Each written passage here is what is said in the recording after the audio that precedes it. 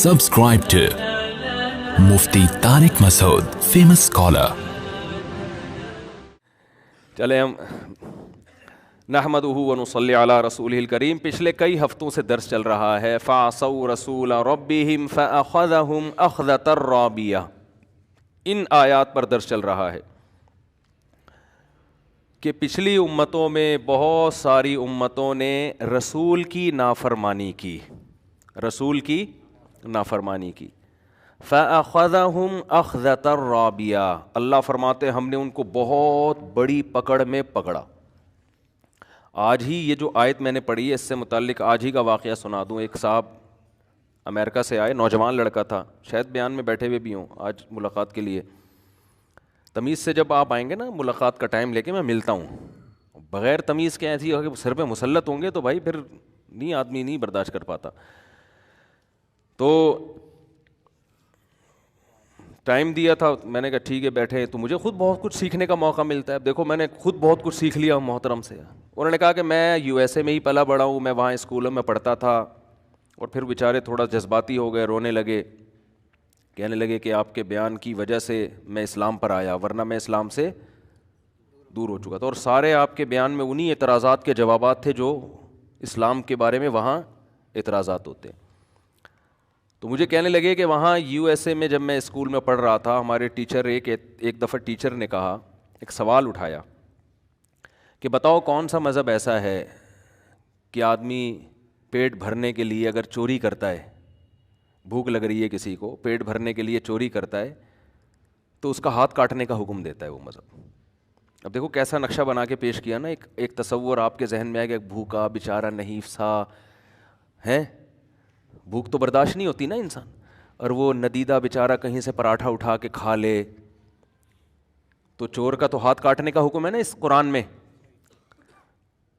تو سب نے بتایا، ہاتھ کھڑا کر دیا، بھائی اسلام، بھی اسلام ہے جو بھوکا آدمی بیچارہ مجبور ہو کے کہیں چوری کر لے تو اس کا کیا کیا جائے گا، ہاتھ. یعنی ایک دم وحشیانہ. یعنی آپ یہ اندازہ لگائیں کہ یعنی کتنے عجیب انداز سے، کتنے مؤثر طریقے سے اسلام کے خلاف نفرت دل میں پھیلائی جا رہی ہے. تو کہتے ہیں مجھے بھی علم نہیں تھا، میں نے بھی ہاتھ اٹھا لیا. ہاں بھائی اسلام کہہ رہے کیونکہ میں اکیلا نہیں ہاتھ اٹھا تو سب مجھے ملامت کرتے، علم تھا نہیں.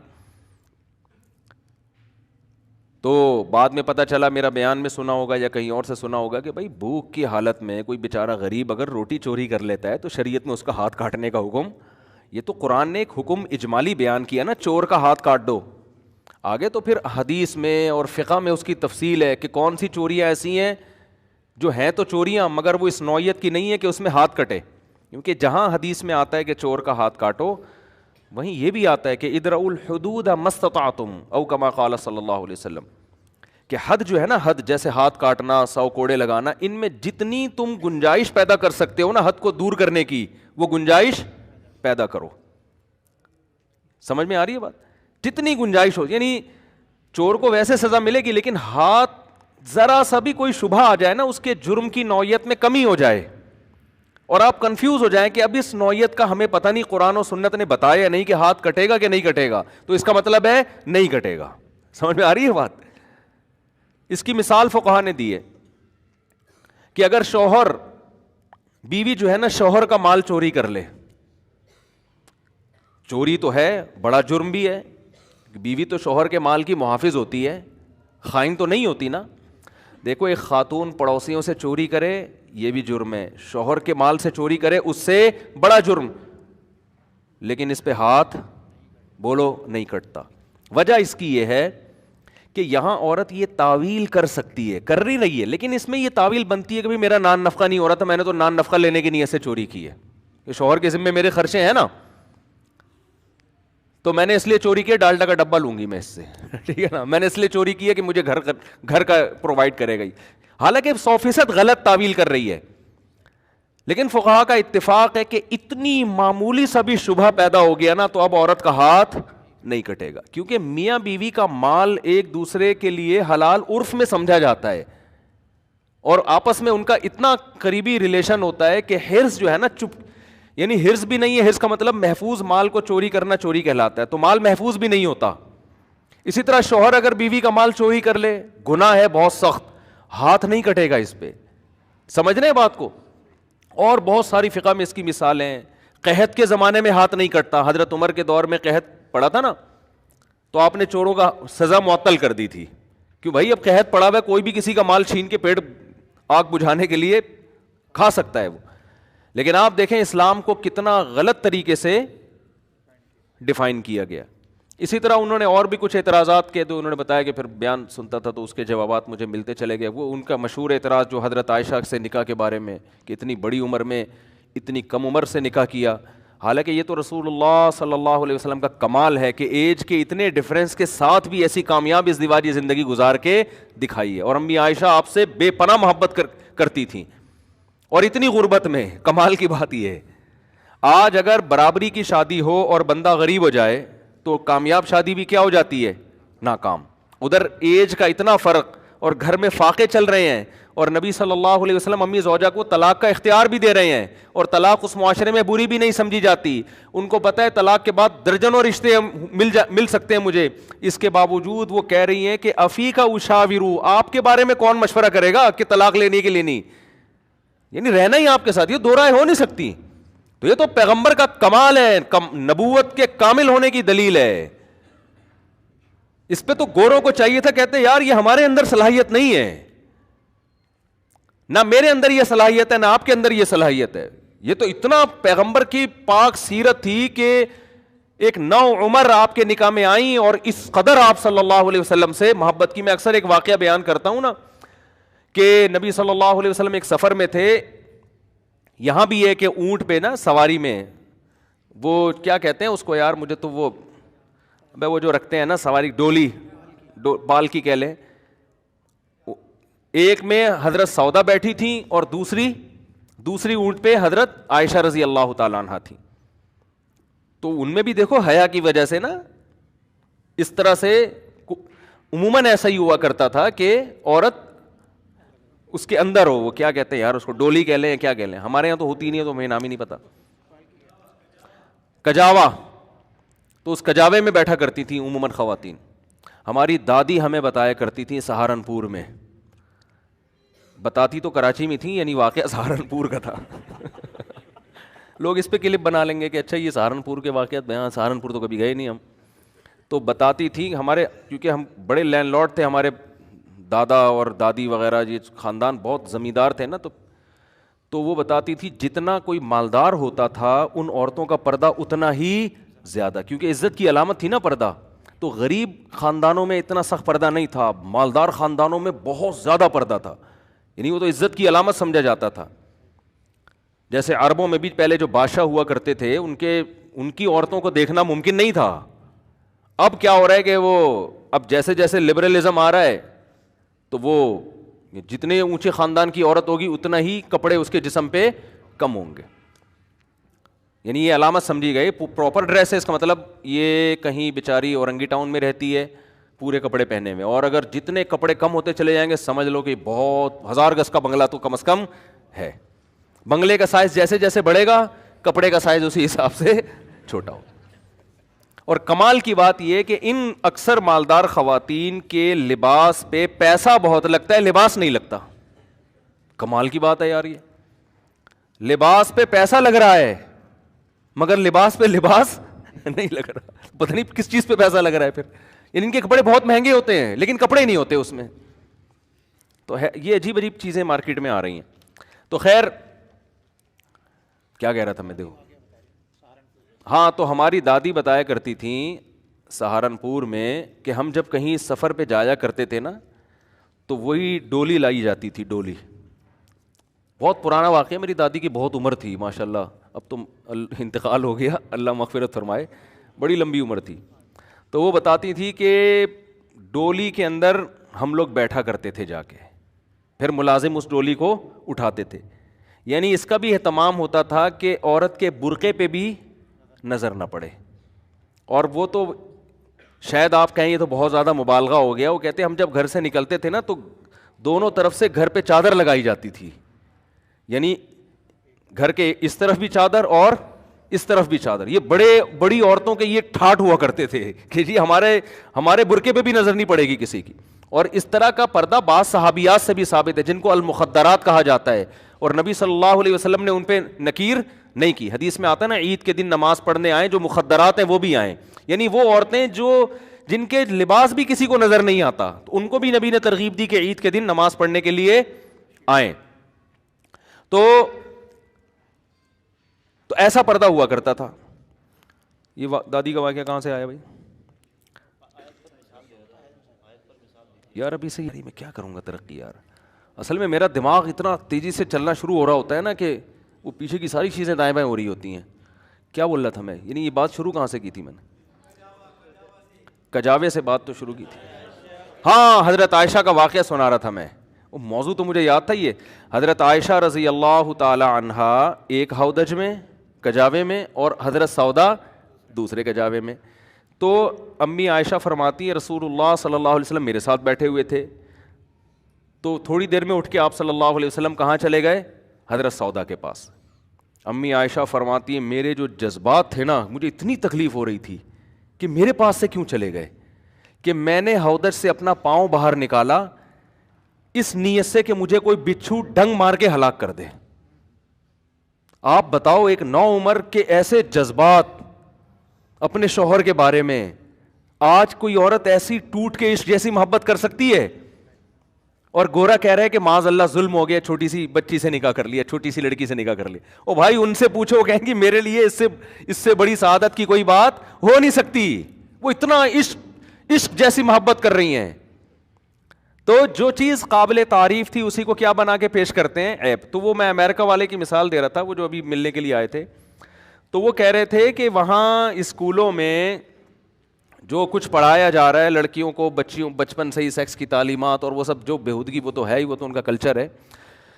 لیکن یہ جو ہومو سیکشولیٹی ہے نا, اب یہ پتہ نہیں سیکچولیٹی ہے یا سیکشولیٹی ہے, کوئی کہتا ہے سیکشولیٹی, سیکشول لفظ ہے, کوئی کہہ رہا ہے سیکچول لفظ ہے, اللہ ہی جانے کون بشر ہے. ہمارے ایک دوست ہیں لاہور میں, میجر ہیں آرمی میں, ان سے پوچھوں گا فون کر کے, اکثر وہ صحیح بتاتے ہیں. میں نے دیکھا ہے ساری قوم ایک طرف وہ جو پروناؤنسیشن بتاتے ہیں نا, بعد میں وہی صحیح نکلتی ہے. یہ لفظ میں پوچھنا بھول گیا ان سے, تو ان کی انگلش بہت خاندانی ہے. تو جو بھی ہے فی الحال, تو جو بھی ہے, تو انہوں نے بتایا کہ یہ اتنا زیادہ پھیل رہا ہے کہ اس کو باقاعدہ پروموٹ کیا جا رہا ہے. اور انہوں نے مجھے ایک بات کہی کہ یہ جو آپ بار بار شادی کی رٹ لگاتے ہو نا, یہ آپ لوگوں کی سمجھ میں نہیں آ رہا ہے. میں آپ لوگوں سے کہہ رہا ہوں, یہ ان لوگوں کی سمجھ میں آ رہا ہے جو باہر رہتے ہیں. کیونکہ ہمارا معاشرہ دیر سے شادی یا ایک زوجہ پر اکتفا کے نتیجے میں جو اس کا اینڈ ہونے والا ہے نا, جو میں 10 سال سے دیکھ رہا ہوں, بلکہ 15 سال ہو گئے ہوں مجھے اس پہ چیختے ہوئے, بلکہ نہیں 2003 میں نے یہ شروع کیا تھا 4 شادیوں کی ترغیب دینا لوگوں کو, مجھے یاد ہے. اور وہ اسی بیس پہ دیا تھا کہ ہم دیکھ رہے ہیں کہ ہمارا معاشرہ بالآخر جائے گا کہاں, ادھر ہی جائے گا. یہ تبلیغ سے مسئلہ حل ہونے والا نہیں ہے, یہ تہجد سے, رمضان کے روزوں سے, حج سے مسئلہ حل ہونے والا نہیں ہے. لوگ کہتے ہیں دعاؤں سے مسئلہ حل ہوگا. دعائیں جب پوری ہوتی ہیں جب آپ کامیابی کے اسباب اختیار کرو, جو اللہ نے زمینی اسباب رکھے ہیں ان اسباب کو آپ اختیار نہیں کر رہے, دعا مانگتے رہو بیٹھ کے.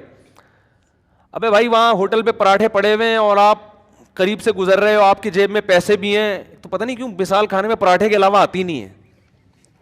میں خود حیران ہوں یار یہ کیا ہو گیا ہے. تو اب میں نے پراٹھے کا حل یہ کیا ہے کہ پراٹھے تو چھوڑنے نہیں ہیں, اور وہ بھی ہوٹل کے پراٹھے. گھر کے لال آٹے کے مزے کے نہیں لگتے, وہ ہوٹل کے سفید ہی. تو پھر میں نے کہا کہ ایک کام کرو, دیسی گھی کا ڈبہ پہنچا دیا اس کے پاس کہ تم اسے ڈبل پیسے لے لے. گھی کا ان کا ناقص ہوتا ہے نا, تو پتہ نہیں گریس میں پکا رہے ہیں کس چیز میں پکا رہے ہیں, گھی ہمارا ہی ہوگا, اتنا تو کر لیا ہے. تو اب آپ بتاؤ, آپ کو نظر آئے پراٹھے, آپ دعا مانگ رہے ہو اللہ کھلا دے, اللہ کھلائے گا؟ وہ اللہ کہے گا خرید کے کھا لے بھائی. تو اسباب تو اختیار کر کے پھر دعائیں مانگو گے تو قبول ہوں گی نا. ہم یہ پراٹھے کھا کے دعا مانگتے ہیں اللہ اس کے سائڈ افیکٹ سے تو ہمیں بچا کے رکھنا. صحیح ہے نا. تو وہ مجھے اور بھی بہت سے لوگ بتاتے ہیں یہ بات, صرف وہ اکیلے کی بات نہیں ہے, اور بھی بہت سے لوگ بتاتے ہیں. میں تو 17 سال سے چیخ رہا ہوں اس پہ کہ ہمارا فیوچر بالآخر وہی ہونے والا ہے جو ان کا ہے. ٹھیک ہے 100% وہ نہیں ہوگا, 50% بھی ہو جائے تو کیا کم ہے. مذہب کی وجہ سے اتنا ہم آگے شاید نہ جائیں, تھوڑا سا بریکیں لگی ہوئی ہوں ہماری کہ ہم پیدائشی مسلمان ہیں, لیکن برباد بہرحال ہونا ہے. تو بھائی اپنے اولادوں کو آپ دین کی طرف لے کر آؤ, ورنہ آپ کی اولاد کا نہیں ہوا تو اولادوں کی اولادوں کا, ورنہ اگلی نسل گئی تباہ ہو جائے گی بالکل, اور ہونا شروع ہو گئی ہے. اور آپ کو میں عرض کروں آپ سے کہ اللہ کی قسم مذہب میں اللہ نے اتنا سکون رکھا ہے. ہم تو کبھی آپس میں بیٹھ کے بات چیت کرتے ہیں, ہم کہتے ہیں یار ہم جیسے نالائقوں کو اللہ نے, اتنے نالائق لوگ ہیں ہم, پھر بھی ہمیں سکون کی زندگی دے دی, یہ تو صرف اسلام کی برکت ہے. اگر ہماری زندگی میں یہ جو ٹوٹا پھوٹا مصنوعی سا اسلام, ہم اس کو حقیقی اسلام بھی نہیں کہہ سکتے, ہم کتنے پانی میں تو ہمیں پتہ ہے, یہ نہ ہوتا ہم تو حیران ہوتے ہیں لوگوں کو دیکھ کے, یار یہ گھروں میں کیسے زندگی گزار رہے ہیں. تو وحشیانہ زندگی ہے, درندگی والی زندگی ہے, حیوانوں والی زندگی ہے. جب آخرت ہی نہیں ہے سامنے آپ کے, آپ کو مرنے کے بعد حیات کا یقین ہی نہیں ہے, جنت جہنم کا یقین نہیں ہے, اللہ سے ہونے کا غیر اللہ سے نہ ہونے کا یقین ہی نہیں ہے, تو آپ کی زندگی تو تباہ برباد ہو گئی.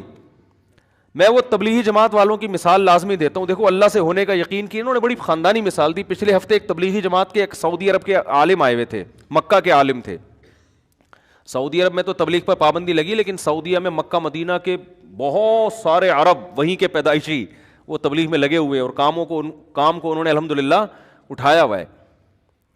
تو انہوں نے بڑی پیاری مثال دی. انہوں نے کہا دیکھو ہم تو مثال دیتے ہیں نا کہ آگ میں ابراہیم علیہ السلام کو ڈالا گیا مگر آگ نے نہیں جلایا, کیونکہ آگ جلانے میں کس کی محتاج ہے؟ اللہ کے حکم کی. اللہ چاہے گا تو جلے گا, نہیں تو کوئی بھی نہیں جلے گا. انہوں نے ایک اور پیاری مثال دی. انہوں نے کہا دیکھو موسیٰ علیہ السلام دوسرے کنٹری میں, آپ کسی کنٹری میں اجنبی ہو, روزگار نہیں ہے آپ کے پاس, اور آپ کہیں رشتہ لینے کے لیے پہنچ جاتے ہو, کوئی دے گا آپ کو؟ نیشنلٹی بھی نہیں ہے اس کنٹری کی. پھر آپ موسٹ وانٹیڈ بھی ہو, آپ بتاؤ بھائی, یعنی لڑکا آیا آپ سے پوچھنے کے لیے آپ کی بیٹی سے رشتے کا پیغام لے کر, آپ نے کہا کرتے کیا ہو؟ اس نے کہا فی الحال تو کچھ بھی نہیں کرتا, جاب تلاش کر رہا ہوں میں. آپ دو گے ایسے آدمی کو اپنی بیٹی؟ بولو نا. اچھا یہ بتاؤ یہاں کیسے آنا ہوا ہے بھائی؟ جیسے کے پی کے میں کوئی چلا گیا, کے پی کے والا, یا کراچی میں کوئی آیا کے پی کے سے, آپ پوچھ رہے بھائی کراچی میں کیسے آنا ہوا؟ کہہ رہے وہ کے پی کے میں بندہ مار دیا تھا میں نے, غلطی سے مارا ہے, تو میں یہاں فرار ہو کر آیا ہوں. اب آپ دو گے؟ اب آپ دو گے؟ اس پہ مجھے ایک چٹکلا یاد آ رہا ہے, لیکن وہ ادھر ادھر بیان چلا جائے گا. اب تو آپ بالکل بھی نہیں دو گے نا. اب بھائی تم پہ تو ویسے ہی کیس بنا ہوا ہے یار, میں اپنی بیٹی تمہارے حوالے کیسے کر دوں؟ نہ اس کنٹری کے ہو, چلو کراچی اور کے پی کے تو ایک ہی ملک ہے نا, دوسرے ملک سے آئے ہو تو اور عجیب ہو جائے گا. تو ایسے موقع پہ میرے بھائی شادی کے علاوہ دنیا کا ہر کام ہو سکتا ہے آپ کا. آپ جاب شاید کہیں مزدوری پہ آپ کو مل جائے, کچھ بھی ہو سکتا ہے, لیکن اس کنڈیشن میں گراؤنڈ ریئلٹی یہ کہتی ہے کہ آپ کی شادی نہیں ہو سکتی. لیکن موسیٰ علیہ السلام کی ٹھک سے شادی ہوئی ہے, ٹھیک ہے نا. تو انہوں نے بڑی پیاری مثال دی کہ یہ اس کی کتنی بڑی دلیل ہے کہ ہوتا کس سے ہے؟ اللہ سے ہوتا ہے. تو مایوس ہونا ہی نہیں ہے. جس آدمی کے پاس مذہب نہیں ہے وہ جب دیکھتا ہے اسباب کامیابی کے نہیں ہیں تو مایوس ہونا شروع, کہتا اب تو مر گیا, اب تو اور جو اللہ پر ایمان رکھتے ہیں, توکل ہے بھائی, اللہ کامیاب کرنے میں اسباب کا محتاج نہیں ہے. قرآن میں بار بار ایک مضمون بہت زیادہ بیان ہوا ہے, وہ یہ کہ لکی لا تأسوا علی ما فاتکم ولا تفرحوا بما آتاکم. کتنی بیلنس والی زندگی انسان کی گزرتی ہے. اللہ فرماتے ہیں کہ سب کچھ اللہ کے ہاتھ میں ہے. یہ اللہ تمہیں اس لیے بتا رہا ہے تاکہ کوئی چیز تمہیں نہ ملے تو اس پہ افسوس نہ کرو, اور مل جائے تو اترانے کی کوشش نہ کرو. ہو کیا رہا ہے دنیا میں؟ دنیا میں دو ہی قسم کے لوگ آپ کو زیادہ تر ملیں گے. کچھ ایسے ہوں گے جو تکبر سے اکڑے ہوئے ہوں گے نا, یہ میری گاڑی ہے, یہ میرا پرسنالٹی ہے, یہ میرا صحت ہے, اور یہ میرا بزنس ہے, یہ میرا بنگلہ ہے. جو کامیاب سمجھے جاتے ہیں دنیا میں, وہ ہر وقت کس میں لگے رہیں گے؟ شو بازی میں. وہ پیسہ بھی ہے ان کے پاس, عزت بھی ہے, شہرت بھی ہے, اور ڈینگے مارتے رہیں گے سارا دن بیٹھ کے. دوسرے وہ لوگ ہیں جو ہر وقت ناشکری کی باتیں, پیسے ہی نہیں ہے. ٹھیک ہے, وہ واقعہ تھا نا ہمارے حضرت نے کسی مولوی صاحب سے پوچھا کہ اتنا عرصہ ہو گیا شادی کیوں نہیں کی؟ کہہ رہے پیسے ہی نہیں ہے. حضرت ان کی نقل اتار کے بتائیے, ایسے غمزدہ ہو کے انہوں نے کہا نا پیسے ہی نہیں ہے. تو وہ ہر بات پہ کیا کہے گا؟ پیسے ہی نہیں ہے, مہنگائی بڑھ رہی ہے, کیا کریں یار. تو وہ روتا, دو ہی طرح کے لوگ ملیں گے. اعتدال والے آپ کو مارکیٹ میں کم ملیں گے, یا تو خوشی میں اترا رہا ہوگا, دوسروں کو نیچا سمجھ رہا ہوگا, یا غم میں ڈپریشن میں جا رہا ہوگا. تو قرآن کیا کہتا ہے کہ سب کچھ کس کے ہاتھ میں ہے؟ اللہ کے ہاتھ. اور اللہ یہ تمہیں اس لیے بتا رہا ہے تاکہ جب خوشی ملے تو اتراؤ نہیں. اللہ 2 منٹ لگائے گا چھیننے میں اگر اللہ چاہے گا, سمجھتے ہیں نا. تو زیادہ چوڑے ہو کے روڈ پہ گھومنے کی ضرورت نہیں ہے. یہ میری گاڑی, یہ میرا بنگلہ, اور یہ میرا بزنس, اور 4 شادیاں, ایک مثال دے رہا ہوں. اب یہ بھی تھوڑا سا کلچر آنے لگا ہے معاشرے میں. اور جناب یہ میرا بزنس دیکھو, یہ میری بلڈنگ ہے, اور یہ وغیرہ جو لوگ کر رہے ہوتے ہیں. میری صحت دیکھو, ڈولے دکھا رہے ہوتے ہیں نا ایسے کر کے. ایسا نہ ہو کسی باڈی بلڈر کوئی ڈولے دکھا رہا ہو اس کو میرا بیان سنا دیں, وہ ویسے بھی دکھا رہا ہوگا کہ مقابلے بھی ہوتے ہیں ان کے. میں شو مارنے کے لیے, دوسرے کو نیچا دکھانے کے لیے جو ڈولے دکھا رہا ہوں نا, وہ غلط ہے. سمجھ رہے ہیں کہ نہیں سمجھ رہے؟ تو اللہ نے بتایا کہ یہ تمام طاقتیں کس کے ہاتھ میں ہیں؟ اللہ کے ہاتھ میں. کیا مطلب؟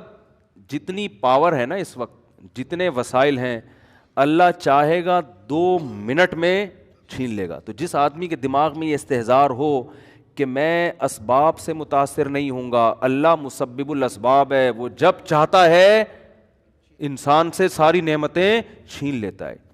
فرعون سے کیسے چھینی؟ فرعون کو تصور تھا کہ میں اسی دریا میں غرق ہو جاؤں گا, ابھی کوئی تھا اس کے دل میں تصور؟ اور ہم نے اپنی زندگی میں دیکھے ہیں لوگ, بڑے مالدار لوگ ہوتے ہیں, ایسا دیوالیہ ہوتا ہے کہ دیکھو جیسے اللہ متقی کو ایسی جگہ سے رزق دیتا ہے نا جہاں سے اس کا گمان بھی نہیں ہوتا, تو اللہ بعض دفعہ ایسی جگہ سے رزق چھینتا بھی ہے کہ جہاں سے آپ کا گمان بھی نہیں ہوتا, وہاں سے رزق چھین جاتا ہے. آپ سمجھتے ہو کہ یہ گارڈ ہی انسان کو قتل کر دیتے ہیں, حالانکہ وہ کس کے لیے رکھے ہوتے ہیں؟ حفاظت کے لیے. وہاں سے اللہ نے نقصان پہنچایا جہاں سے آپ کو نقصان کا گمان تھا ہی نہیں. وہاں سے کہتے ہیں نا آستین کا سانپ بن کے آ جاتے ہیں لوگ. تو رزق اللہ ایسی جگہ سے چھین لیتے ہیں, ایسے طریقے سے چھین لیتے ہیں جہاں سے انسان کا گمان بھی نہیں ہوتا, ایسے چھینتا ہے رزق. تو نہ انسان پر اترانا اچھا لگتا ہے, ہر وقت ڈرتا رہے اللہ سے بھائی, اور نسبت کس کی طرف کرے؟ اللہ کی طرف. بھائی اللہ نے دیا, یہ اللہ کی نعمت ہے. یہ زبان سے الفاظ کہنے چاہیے, شریعت میں زبان کی بہت ویلیو ہے. بڑے الفاظ اللہ کو پسند نہیں ہے. حضرت موسیٰ سے ایک خطا ہوئی تھی, لوگوں نے پوچھا کہ اس وقت زمین میں سب سے بڑا عالم کون ہے, اور فرمایا میں ہوں. بات بالکل درست تھی, مگر اللہ کو یہ انداز پسند نہیں آیا کہ آپ بولتے سب سے بڑا تو اللہ ہے. حالانکہ موسیٰ علیہ السلام تو سب سے بڑے عالم تھے, اور جو جتنا بڑا ہوتا ہے اس کی چھوٹی غلطی کو بھی اللہ بہت سخت تنبیہ کرتے ہیں اس پہ. تو موسیٰ علیہ السلام کو ایسی تنبیہ ہوئی کہ خضر علیہ السلام کے پاس بھیج دیا کہ ان کو کچھ علم ہم نے ایسا دیا جو آپ کے پاس نہیں ہے. تو اسی طرح جب انسان پریشانیوں میں ہو تو قرآن کہتا ہے مایوس نہ ہو. کیوں؟ طاقتیں کس کے پاس ہیں؟ اللہ کے پاس. آپ کیوں مایوس ہوتے ہیں؟ آپ کہتے ہو یار یہاں بھی جاب نہیں مل رہی, یہ بھی مسئلہ نہیں ہے, نہ شادی ہو رہی ہے میری, نہ جو ہے یہ بچہ انسان کا بچہ بننے کی کوشش کر جو میری اولاد ہو گئی ہے. پیدا تو انسان کا بچہ ہی ہوا تھا, سب مبارکباد دے رہے تھے, لیکن یہ مجھے انسان کا بچہ لگتا نہیں, یہ جن کا بچہ ہے, آ کے لے جائیں. مسجد سے اعلان ہوتا ہے نا جن کا بچہ ہے آ کے لے جائیں. تو لوگ ایک صاحب پہنچے کہ جن کا بچہ مسجد میں کیا کر رہا ہے. گاؤں دیہاتوں میں نا مسجدوں میں یہ بہت اعلان ہوتے ہیں, حضرات وہ چڈی نیلے رنگ کی نہ کہ جن کا بچہ ہے آ کے لے جائیں. تو قرآن کیا کہتا ہے؟ وَلَا تَأْسَوْا عَلَىٰ مَا فَاتَكُمْ, جو چیز نہیں ملی ہے اس پہ افسوس مت کرو. بہت سی چیزیں زندگی میں نہیں ملتی تو افسوس نہ کرو. بھائی اللہ اس کا آلٹرنیٹ بھی دے سکتا ہے, نہیں بھی دیا تو اللہ نے چھینی ہے نا, تو کوئی اس میں حکمت ہوگی. اور حدیث میں جو آتا ہے نا, اللہ کہتے ہیں کہ میں اپنے بندے کے ساتھ وہ معاملہ کرتا ہوں جو بندہ جیسا میرے ساتھ گمان رکھتا ہے. تو اس کا یہی مطلب ہے. لوگ کیا سمجھتے ہیں کہ یار ہم تو اللہ سے بہت گمان رکھتے ہیں کہ اتنی دولت اللہ ہم کو دے گا, لیکن اللہ تو دے ہی نہیں رہا.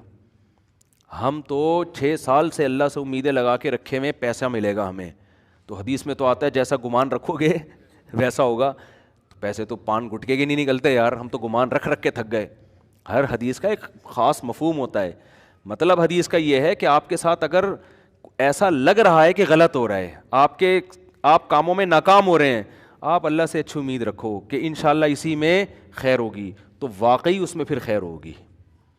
جیسے یوسف علیہ السلام کتنے غموں میں تھے نا, لیکن اللہ سے امیدیں لگا کے بیٹھے ہوئے تھے اس میں میری خیر ہے. یعقوب علیہ السلام کے دونوں بیٹے بچھڑ گئے, لیکن کہہ رہے ہیں اعلم من اللہ ما لا تعلمون, میں اللہ کے بارے میں وہ کچھ جانتا ہوں جو تم نہیں جانتے, اس میں میری خیر ہوگی. ہوئی خیر کی نہیں ہوئی؟ لیکن اگر آپ الٹا سوچنا شروع کر دو گے, نبی صلی اللہ علیہ وسلم ایک صحابی کے پاس گئے, بوڑھے تھے, بخار میں تھے, تو آپ نے فرمایا لا بأس طہور ان شاء اللہ. یہ بخار حدیث میں آتا ہے جب بخار کی گرمی یہ جہنم کی آگ کو ٹھنڈا کرتی ہے, یہ جہنم کی آگ کو, یعنی حدیث میں کا مفہوم ہے کہ جو آخرت میں اللہ نے عذاب دینا ہے نا آگ کا, دنیا میں بخار کی شکل میں دے دیتا ہے اللہ اہل ایمان کو بعض دفعہ. تو کتنی بڑی نعمت ہے بخار کا ہونا, گناہ دھلتے ہیں. تو وہ انہوں نے کہا کہ نہیں یہ میرے گناہ معاف کرنے کے لیے نہیں, یہ ایک بوڑھے پہ مسلط ہو کے اس کو ستانے کے لیے آیا ہوا ہے. تو آپ نے فرمایا اب ایسا ہی ہوگا, اب یہ بخار گناہوں کی معافی کا ذریعہ نہیں بنے گا. تو یہ مطلب ہے کہ جیسا اللہ کے بارے میں آپ گمان رکھیں گے اللہ کا معاملہ آپ کے ساتھ ویسے ہی. اس لیے غموں میں میرے بھائی زبان سے ناشکری کے الفاظ نہ نکالو. دیکھو غم میں ہائے ہوئے کرنا جائز ہے, یہ انسان کی نیچر ہے, رونا بھی جائز ہے. غم میں مسکرانا بڑا مشکل کام ہوتا ہے, یہ نیچر کے خلاف ہے. ایک دفعہ کیا ہوا, ایک صاحب کے ایک خاتون تھی, ان کے شوہر شہید ہو گئے کہیں ٹارگٹ کلنگ میں یا کسی بھی حادثے میں, ابھی مجھے پورا واقعہ یاد نہیں ہے, یا کوئی آرمی میں تھے بارڈر پہ شہید ہو گئے, واللہ عالم, بہت پرانا واقعہ ہے. مجھے واقعے کی روح یاد رہ جاتی ہے نا, پورا وہ ایک ایک چیز تفصیل سے یاد نہیں ہوتی. اب کیا ہے کہ ان کے گھر میں جب خبر لے کر آئے ہیں کہ تمہارے شوہر شہید ہو گئے, تو خبر لانے والا اتنا بیوقوف آدمی, اس نے کہا آپ کے لیے خوشخبری ہے کہ آپ شہید کی بیوہ بن گئی ہیں. اب اس بیچاری کو مجبور کیا مٹھائی کھاؤ اور مٹھائی کھلاؤ, محلے میں مٹھائیاں بٹوائی جا رہی ہیں. لوگ بھی کہہ رہے ہیں یار ماشاءاللہ دیکھو کیسا حوصلہ ان لوگوں کا کہ شہید پہ خوشی منا رہے ہیں. بھائی ٹھیک ہے, اللہ نے بہت بڑا مقام دے دیا, لیکن چاہے شوہر جنت میں ہی گیا ہو, عورت سے شوہر جدا تو ہو گیا نا. اب وہ بیچاری جو اس کے ریلیٹیو ہے نا, انہوں نے مجھے بتایا کہ وہ رو بھی رہی ہے اور اس کو کہہ رہے ہیں رونا نہیں ہے, رونا نہیں ہے, گناہ ملے گا, گناہ ملے گا. تو یہ کیا ہے, یہ بالکل شریعت کے خلاف تعلیمات ہیں. بھائی اس کو رونے تو بیچاری کو غم تو ہوا ہے نا, مٹھائی بٹھائی نہیں بنتی ایسے موقع پہ. شہادت بہت بڑا رتبہ ہے, شہید کے لیے ہے نا, وہ مٹھائی کھلائے, ٹھیک ہے نا. تو اس کو تو کھلا نہیں سکتے, قبر میں جا کے لڈو کھلائیں اس کو, اس کے لیے تو ہے. پیچھے رہ جانے والوں کے لیے تو غم ہے نا کہ آپ کا محبوب آپ سے بچھڑ گیا, بھلے جنت میں ہی گیا ہو, آپ سے تو بچھڑ گیا نا. ارے آپ کا جگری دوست امریکہ جا رہا ہو, خوش ہو, آپ پھر بھی رخصت کرتے ہوئے روتے ہو اس کو کہ بیٹا امریکہ جا رہا ہے. مایوں کی تمنا تھی میرا بچہ امریکہ میں جائے, کماؤ پوت بنے, پیسے کما کے بھیجے, لیکن جس دن جا رہا ہوتا ہے اس دن ماں خوش ہو رہی ہوتی ہے, رو رہی ہوتی ہے کہ بھائی مجھ سے تو بہرحال جدا ہو رہا ہے نا. باپ بھی پریشان ہوتا ہے, ماں بھی پریشان ہوتی ہے. تو یہ ایک بیٹیاں جب گھر سے رخصت ہوتی ہیں, اور آسان مثال, ماؤں نے خود شادی کرائی ہوتی ہے, ماؤں نے خود رشتہ طے کیا ہوتا ہے, وظیفے پڑے ہوتے ہیں, لیکن جس دن بچی رخصت ہوتی ہے ماں رو رہی ہوتی ہے, ہنس رہی ہوتی ہے. بولو نا. اب کوئی اس پہ اعتراض کرے, لو اتنی مشکل سے رشتہ ملا, یہ تو رو رہی ہیں, واپس کرو اس رشتے کو, بھائی لے کر آ, چل بھائی دفعہ یہاں سے. کیا خیال ہے؟ 50-50 یاد آتا ہے ایسے موقع پہ نا. کیمرہ لگا ہوا تھا, روتے ہوئے رخصت کیا نا ماں نے بیٹی کو. ڈرامے بھی ہوتے ہیں نا. تو وہ کیمرہ مین نے بتایا کہ کیمرہ آن کرنا بھول گیا تھا. اس نے کہا کمبخت اتنی مشکل سے کیونکہ یادگار ہوتی ہے نا, ساری زندگی دیکھنا ہے. اگر وہ نہیں روئے گی تو جب شادی کی ویڈیو بعد میں جا کے دیکھیں گے بولیں گے یار کیسی ماں ہے, روئی نہیں رہی, بچی رخصت ہو رہی ہے گھر سے. تو وہ کیمرہ لگایا ہوا تھا 50-50 میں, روتے ہوئے رخصت کیا جا رہا ہے. تو جیسے ہی وہ اس نے بتایا وہ سوری آنٹی میں کیمرہ آن کرنا بھول گیا. اس نے کمبخت اتنی مصیبت سے روئی تھی, دوبارہ پورا عمل ریورس ہوا ہے نا, واپس دلہن کو واپس لے کر آؤ, کیمرہ تسلی ہوگی آن ہے, اب رو رو کے رخصت. یہ بھی ہوتا ہے, میتوں میں رو رہے ہوتے ہیں لوگ تکلف میں. خیر, لیکن حقیقت میں بھی ماں باپ اس دن, باپ بھی اکثر روتے ہیں, ماں بھی رو رہی ہوتی ہے, بیٹی گھر سے رخصت ہو رہی ہے. حالانکہ باپ نے بڑی دعائیں مانگی ہوتی ہیں اچھا رشتہ مل جائے, ماں نے بڑی دعائیں مانگی ہوتی ہیں, تلاش کی ہوتے ہیں, لیکن پھر بھی رو رہے ہوتے ہیں. تو ان کے رونے کو دیکھ کے کوئی یہ نہیں کہتا چپ. تو یہ اچھا یاد رکھو, ایسے موقع پہ بارات کا کھانا ماں کے ذمے, باپ کے ذمے ڈالنا, یہ بھی نیچر کے خلاف ہے. خوب سمجھ لو, نہیں یہی بات سمجھ میں. یہ جو لڑکی والے کھانا کھلاتے ہیں نا, یہ بھی اللاجیکل ہے. وہ قومیں جن پر انگریز نے حکومت نہیں کی ہے, یا ہندوؤں کے ساتھ وہ قومیں نہیں رہی ہیں, ان میں آپ کو بارات کے کھانے کا تصور نہیں ملے گا. یہ بھی اللاجیکل ہے. وجہ اس کی ہے, میں تو ان چیزوں پہ شروع سے غور کرتا ہوں کہ مجھے شروع سے سمجھ میں ہی نہیں آ جائے بارات کا کھانا نا, کہ یار باپ کے گھر سے بیٹی رخصت ہو رہی, وہ کیوں کھلائے بھائی؟ آپ کہہ سکتے ہو خوشی ہو رہی ہے, ٹھیک ہے, خوشی انتہا کے اعتبار سے اس کا فیوچر بن رہا ہے, لیکن وہ دن ماں باپ کے لیے خوشی کا دن نہیں ہوتا, وہ دن ماں باپ کے لیے غم کا دن ہوتا ہے. این اس دن پہ کھانا کھلانا اور کھانا کھلانے کو, یعنی ان کو مکلف بنانا کہ اس دن کو سیلیبریٹ کریں, یہ نیچر کے خلاف ہے. میں نے تو یہ بات شروع سے کر رہا تھا. پھر یہ جو ہمارے وزیرستان کے پٹھان لوگ ہیں, مسعودی قوم اور دوسری قومیں, مسعود قوم ہے نا اور دوسری قومیں, میں نے ان میں جا کے ریسرچ کی. میرے شاگرد بھی ہیں بہت سے وزیرستان کے. میں نے کہا یار تمہارے یہاں بارات کا کھانا, میں نے ان کو اپنا فلسفہ نہیں بتایا کہ میری رائے یہ کہ یار یہ نیچر کے خلاف لگتا ہے مجھے یہ کام, میں نے اپنا نہیں بتایا تاکہ ایسا نہ ہو کہ وہ جو آگے بیان دیں اس میں مجھے خوش کرنے کے لیے کوئی غلط بیانی سے کام لیں. تو میرے شاگرد ہیں وزیرستان کے, انہوں نے بتایا کہ مجھے کہا کہ ہمارے ہاں جب بہن بیٹی رخصت ہوتی ہے تو وہ غم کا دن ہوتا ہے, وہ خوشی کا دن. لڑکا تو کھلاتا ہے کٹے ذبح کر کے, ٹھیک ہے نا, بے شک وہ شادی والے دن ہی کھلائے, تو یہ لڑکا دعوتیں کر رہا ہوتا ہے, لڑکی کا باپ دعوت نہیں کرتا. میں نے کہا دیکھو, کیونکہ انگریزوں نے حکومت نہیں کی نا وزیرستان میں, انگریز آیا تھا طبیعت سے پٹ کے گیا تھا. پتہ ہے آپ کو یہ بات؟ آپ کو پتہ ہی کچھ نہیں یار, دنیا میں ہو کیا رہا ہے. گورے نے جب 100 سال ہندوستان پہ حکومت کی ہے تو یہ وزیرستان کے علاقوں میں وہ حکومت نہیں. میں نے ایک کتاب پڑھی, ایک اس زمانے میں گورے کی آرمی میں ایک لیفٹیننٹ تھا, اس نے اپنی کارگزاری بیان کی ہے کہ بہت پرانی, وہ تو بیچارہ دنیا سے چلا گیا ہوگا, تو اس نے کارگزاری بیان کی کہ ہندوستان سے جب ہم آتے تھے نا ادھر کے پی کے سے ہوتے ہوئے ادھر وزیرستان کی طرف آتے تھے تو کتنے پاپڑ یعنی ہمیں بیلنے پڑتے تھے. اس نے بتایا کہ ایسی قوم تھی کہ انگریز جہازوں کی بمباری کر کے ان کے گھر گرا رہے ہوتے تھے, پھر بھی تسلیم نہیں ہوتی تھی. یہ پہاڑوں پہ عورتیں بچے اپنے گھروں کو تباہ ہوتے ہوئے دیکھتے تھے مگر ہتھیار نہیں ڈالتے تھے. یہ اس کے الفاظ ہیں لیفٹیننٹ کے, جو میں نے خود پڑھے ہیں, کہ اتنے بہادر لوگ تھے کہ جہازوں کی بمباری ہو رہی ہے, برٹش طیارے آ رہے ہیں, گھروں کو تباہ کر رہے, کہہ رہے ہیں اپنے گھر کے تباہ ہونے کا تماشا دیکھتے تھے, پہاڑوں پہ عورتیں اور بچوں کو لے جاتے تھے بمباری سے بچنے کے لیے, لیکن یہ ہتھیار ڈال کے تسلیم نہیں ہوتے تھے. تو کیا مسئلہ ہے کہ یہ قوم برٹش کے اور انگریزوں کے ماتحت نہیں رہی, لہذا ان میں ابھی بھی جو کلچر ہے نا وہ اسلام کے زیادہ قریب ہے. آپ کو یہ جہیز کی لعنتیں, بارات وارات کے کھانے, یہ آپ کو ان لوگوں میں ملیں گے جو ہندوؤں کے ساتھ رہے یا گوروں نے حکومت کر کے کلچر کی ایسی کی تیسی کر دی, ان کی نا کلچر کی واٹ لگا دی, تو آپ کو ان علاقوں میں ابھی بھی نہیں ملے گا. تو وہاں وہ نہیں, نہ جہیز ہے وہاں پہ, اور نہ وہاں آپ کو یہ ملے گا کہ بارات کے کھانے ملیں گے. اگر شادی کے موقع پہ کھانا ہو بھی رہا ہوتا ہے تو وہ لڑکا کر رہا ہوتا ہے. ابھی بھی وہاں لڑکے کا خرچہ نکاح پہ زیادہ ہوتا ہے, لڑکی والوں کا نہیں ہوتا. اور ہمارے یہاں کیا ہوتا ہے, لڑکا صرف 25,000 ٹوٹل, بہت بڑا مہر آج کل جو مارکیٹ میں چل رہا ہے. وہ کیا چل رہا ہے؟ 25,000 مہر. میں تو نکاح پڑھاتا رہتا ہوں نا صبح شام. 25,000 مہر اس کے ہوگا جس کی 25 لاکھ تنخواہ ہوگی. سکہ رائج الوقت بھی لکھا ہوا ہوتا ہے آگے سے, کہیں ایسا نہ ہو روپے سے کوئی اور ملک کی کرنسی مراد لے لیجیے. سکہ وہ والے 25,000 جو مارکیٹ میں چل رہے ہیں, جس سے 6 درجن انڈے آ سکتے ہیں یا تھوڑا زیادہ کر لیں آپ. اور لڑکی والوں کا بیڑا غرق ہو رہا ہے کہ نہیں, وہ شادی دفتر کی فیس بھی ان کی الگ, اور پھر جہیز بھی الگ, اور جو بھی اب تو لڑکیاں جاب کر کر کے بھی میاؤں کو کھلا رہی ہیں.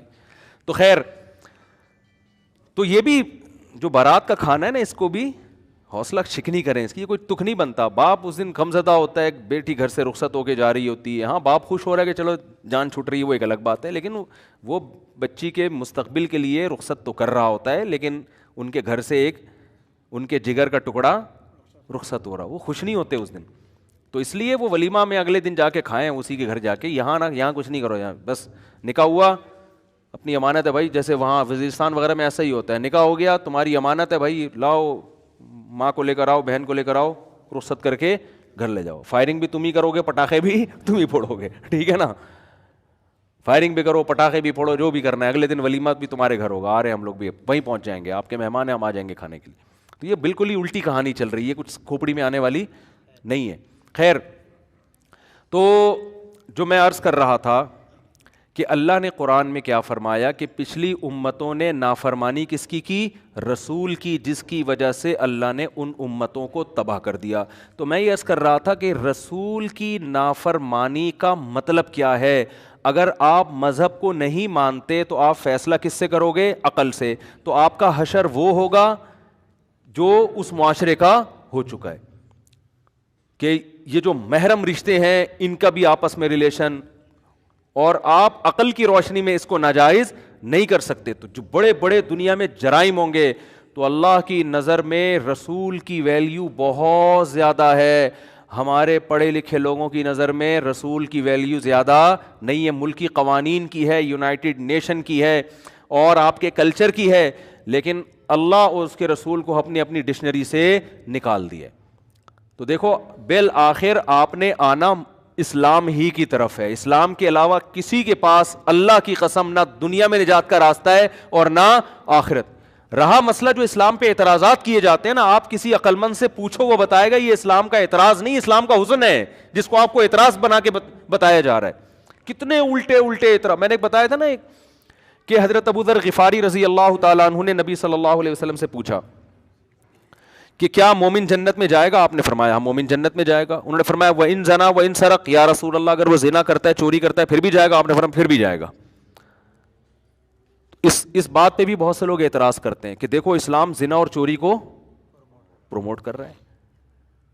تھوڑی سی تحقیق آپ کر لو نا کہ جن صحابی نے یہ سوال پوچھا اور نبی نے 3 دفعہ فرمایا کہ زنا چوری کرے پھر بھی جنت میں جائے گا، ان صحابی نے یہ سن کے زندگی میں ایک دفعہ بھی زنا نہیں کیا، نہ ایک دفعہ بھی چوری کی. بلکہ حضرت ابو ذر غفاری ایسے صوفی صحابی تھے، اتنا خواہشات نفسانیہ سے بچا کرتے تھے کہ حلال خواہش بھی آپ نے چھوڑ دی تھی. آپ کا یہ نظریہ تھا کہ پیسہ حلال رکھنا بھی جائز نہیں ہے، آپ کی یہ سوچ تھی. تو جو تقوی کے اس معیار پہ پہنچا ہوا صحابی ہے، حالانکہ اس حدیث کو سننے کے بعد تو آپ کو یہ سوچنا چاہیے تھا ہر چیز حلال ہو گئی نا. تقوی کے ایسے معیار پر تھے کہ آپ سمجھتے تھے کپڑے بھی پھٹے پرانے پہننے پڑیں گے آپ کو، یہ دنیا مسافر خانہ ہے، آپ کو حلال میں بھی قناعت کرنی پڑے گی. حضرت عمر رضی اللہ تعالیٰ عنہ نے آپ کی اس سوچ کی وجہ سے آپ کو مدینہ سے باہر نکال دیا تھا کہ آپ مدینہ میں نہیں رہ سکتے، کیونکہ سب لوگوں پر اعتراض کرتے تھے وہ کہ بھئی آپ نے اتنا اچھا لباس کیوں پہنا ہوا ہے، آپ نبی کا تو ایسا لباس نہیں تھا. یعنی تقوی کے ایسے معیار پر. تو آپ سمجھ سکتے ہیں کہ جس صحابی کو یہ بات بتائی جا رہی ہے وہ اس کا مفہوم کچھ اور لے رہے ہیں اور آپ اس کا مفہوم کچھ اور لے رہے ہیں. اگر اسلام اس طرح کی حدیثوں کے ذریعے چوری کو پروموٹ کرنا چاہتا تو ابو ذر غفاری رضی اللہ تعالیٰ عنہ معاذ اللہ وہ تو چوری کی طرف مائل ہوتے، وہ تو حلال کی طرف بھی مائل نہیں ہے. اس سے پتہ چلتا ہے کہ اس حدیث کا وہ مفہوم نہیں ہے جو آپ توڑ موڑ کے پیش کر رہے ہو. اس کا وہی مفہوم ہے جو پوری امت مراد لیتی ہے کہ ایمان کی برکت سے سزا کھانے کے بعد بالآخر جنت میں چلا جائے گا، چوری کی سزا ملے گی. اسلام تو چوری کے اتنا خلاف ہے، اسلام کہہ رہے ہاتھ کاٹ دو، جبکہ آپ کیا کہہ رہے ہیں 2-4 تھپڑ لگا کے اس کو رخصت کر دو. تو جتنے اسلام پہ اعتراض کیے جا رہے ہیں آپ سرسری غور سے اگر آپ دیکھو تو آپ کو پتہ چلے گا کہ یہ اسلام کا حسن ہے، یہ اعتراضات اسلام کے خلاف نہیں ہیں. تو میں سورہ الحق کی آیات کمپلیٹ کر دوں. فرمایا فَعَصَوْا رَسُولَ رَبِّهِمْ فَأَخَذَهُمْ أَخْذَةً رَّابِيَةً إِنَّا لَمَّا طَغَى الْمَاءُ حَمَلْنَاكُمْ فِي الْجَارِيَةِ لِنَجْعَلَهَا لَكُمْ تَذْكِرَةً وَتَعِيَهَا أُذُنٌ وَاعِيَةٌ. پچھلی امتوں کی اللہ نے تباہی کا ذکر کیا نا، تو نوح علیہ السلام کا واقعہ بھی اللہ نے مختصر بیان کیا. فرمایا اس وقت کو بھی یاد کرو جب پانی نے سرکشی کی تھی اور ہم نے تمہیں کشتی میں سوار کر دیا. ہم نے تمہیں کشتی میں سوار کیا، حالانکہ ہمیں سوار نہیں کیا تھا. اللہ خطاب تو ہم سے کر رہے ہیں نا. سوار کس کو کیا تھا؟ اللہ نے، نوح علیہ السلام. لیکن اللہ ہمیں اس لیے کہہ رہے ہیں کہ ہم سب نوح علیہ السلام کی آل اولاد ہیں. تو ہمارے ابا کو سوار کر کے اللہ نے ہمیں بچا لیا. اگر نوح علیہ السلام سوار نہ ہوتے اور ہلاک ہو جاتے تو آج نہ میں یہاں بیٹھا ہوا، یعنی خدا نہ خواستہ وہ اس پانی میں ڈوب جاتے تو میں آج یہاں بیٹھا ہوا بیان نہ کر رہا ہوں. تو اللہ جہاں بھی نوح علیہ السلام کے بارے میں بات کرتے ہیں نا تو ہمیں ڈائریکٹ خطاب کریں گے تم لوگوں کو میں نے بچایا ہے.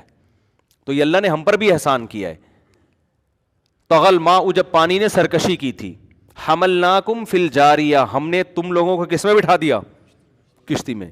کیسا قرآن کی بلاغت ہے نا. یعنی مجھے بھی قرآن خطاب کر رہے ہیں, آپ کو بھی اللہ کہہ رہے میں نے تم سب کو بٹھا دیا تھا کس میں.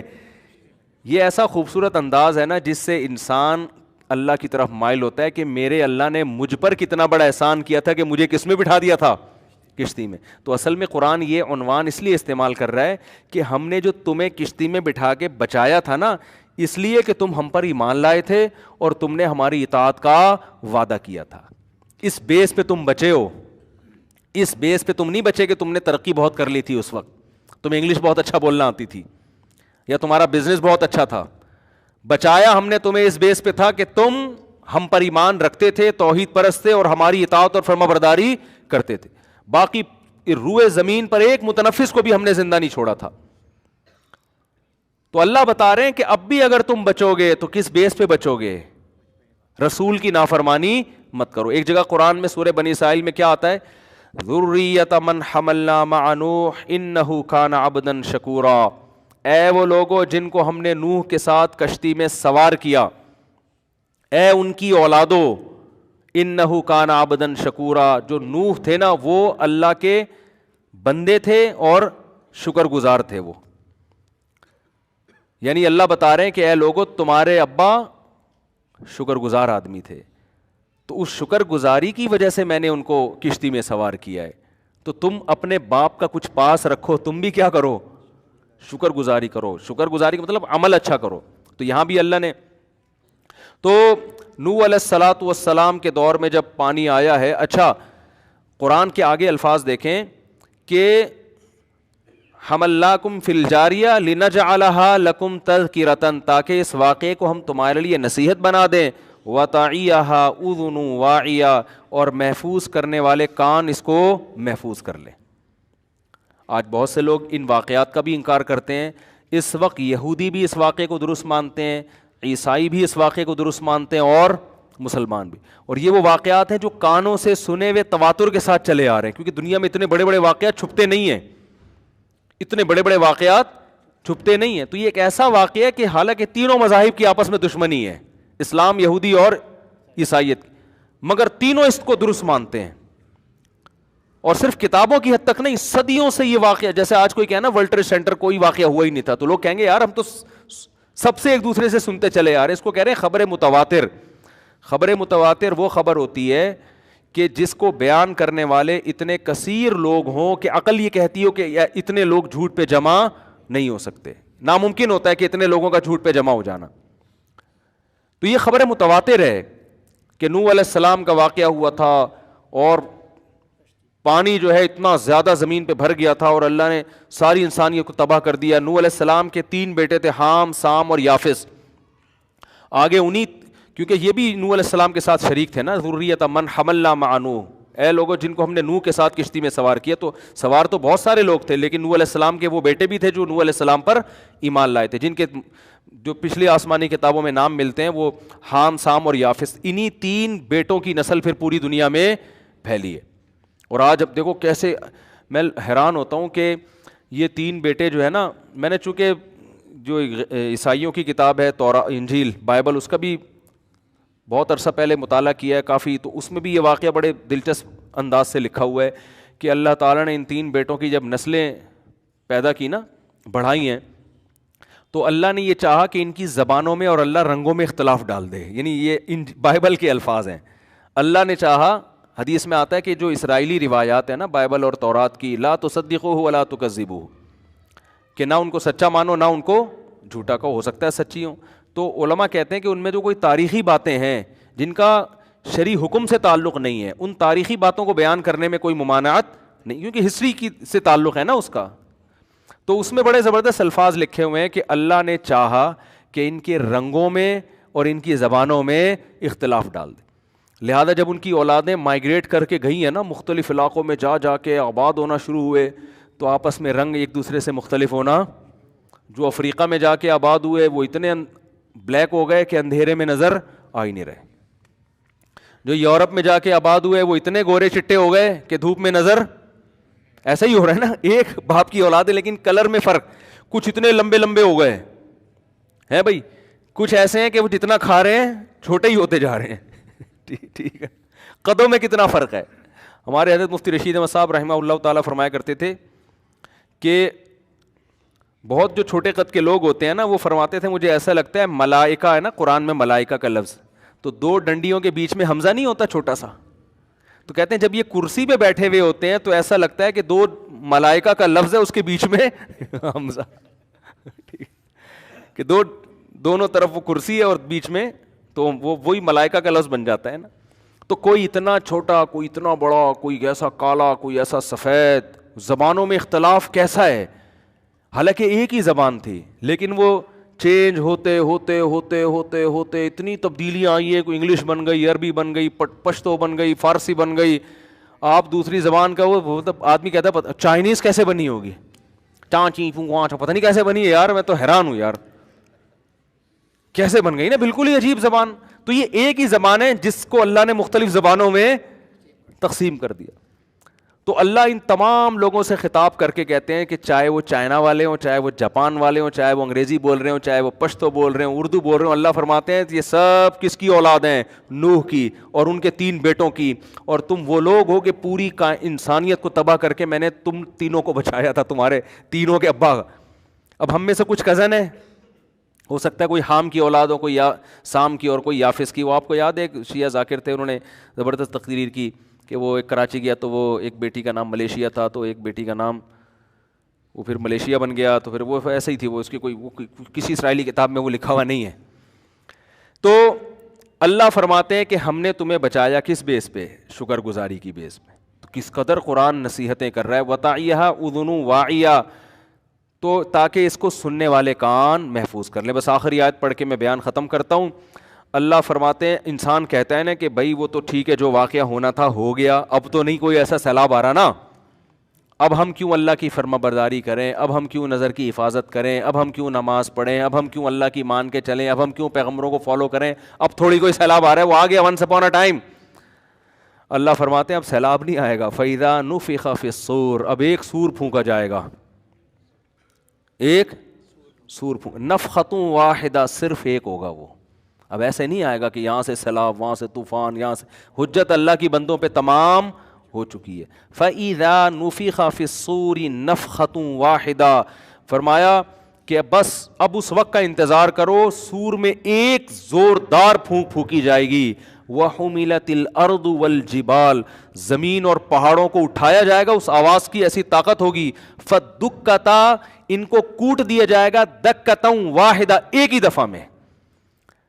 جیسے پہلی دفعہ اللہ نے پیدا کیا نا, ماں کے پیٹ میں 9 مہینے لگتے ہیں بچہ بننے میں, پھر دنیا میں آتا ہے, پھر ہوتے ہوتے 30-40 سال کے بعد جا کر انتہا کو پہنچتا ہے.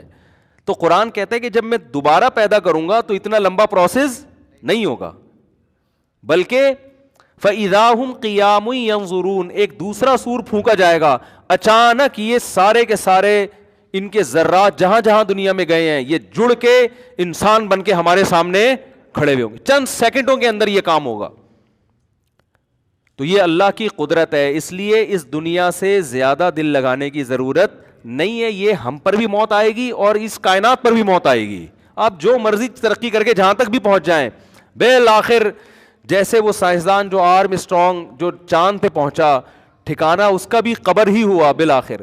تو یہ کائنات ترقی کرتے کرتے جہاں تک بھی پہنچے گی, اللہ یہ بتا دے گا کہ یہ ہے مسافر خانہ, یہ دل لگانے کی جگہ نہیں ہے.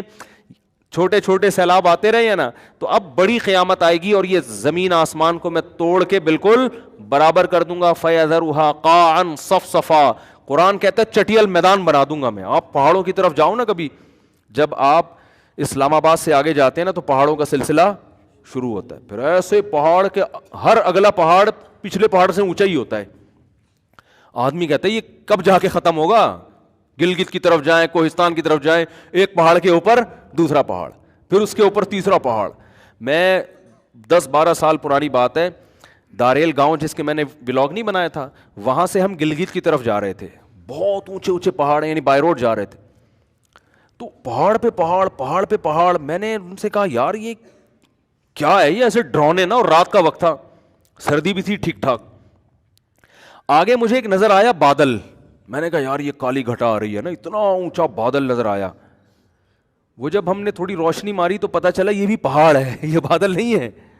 وہ ننگا پربت کی پہاڑیاں ہیں، وہ سلسلہ وہاں سے شروع ہوتا، اتنے اونچے اونچے پہاڑ. تو قرآن کہہ رہا ہے یہ جو اتنے وزنی پہاڑ زمین پہ، اچھا پہاڑ جو ہے نا جتنا زمین سے اوپر ہوتا ہے اتنی اس سے زیادہ زمین کے اندر ہوتا ہے، یہ اس کی جڑیں ہوتی ہیں باقاعدہ، اس سے زیادہ زمین کے اندر ہوتا ہے. جو قرآن نے کہا نا کیل کی طرح گاڑ دیا ہے، تو کیل کا اوپر حصہ کم ہوتا ہے، اندر حصہ زیادہ ہوتا ہے، تو ایسے اللہ نے کیلوں کی طرح گاڑا ہوا ہے ان کو. تو اتنے اونچے اونچے اونچے اونچے پہاڑ ایسے ڈرانے کھانے والے نہیں ہوتے. تو قرآن کیا کہہ رہا ہے، ایک زوردار آواز ہوگی اور یہ سارے، تو سوچو وہ پاور کتنی، آواز سے کسی چیز کو توڑنا پھوڑنا آسان. آپ جتنا زور سے چیخیں، آپ جتنا گلا پھاڑ کے بات کریں، شیشہ نہیں ٹوٹے گا اس سے. آپ جائیں نا کسی شیشے کے پاس جا کے ہاں ہو کرتے رہے، معمولی سا کانچ بھی نہیں ٹوٹے گا، آپ کا گلا پھٹ جائے گا. ٹھیک ہے نا. بیوی پریشان ہو جائے گی، کیا ہو رہا ہے بھائی تجھے، چیزیں نہیں ٹوٹیں گی. آپ کی بیگم بھی چیختی ہوں گی، کبھی ٹوٹا کچھ؟ سبھی چیختے ہیں آج کل، مرد بھی چیختے ہیں، عورتیں بھی چیختی ہیں، بچے بھی چیختے ہیں. گھروں میں ماحول ہی ماشاءاللہ یہی چل رہا ہے چیخو پکار کا. برداشت تو مارکیٹ سے کیا ہو گئی ہے، شارٹ ہو گئی ہے. تو لیکن اٹھا کے توڑنا پڑتا ہے غصے میں.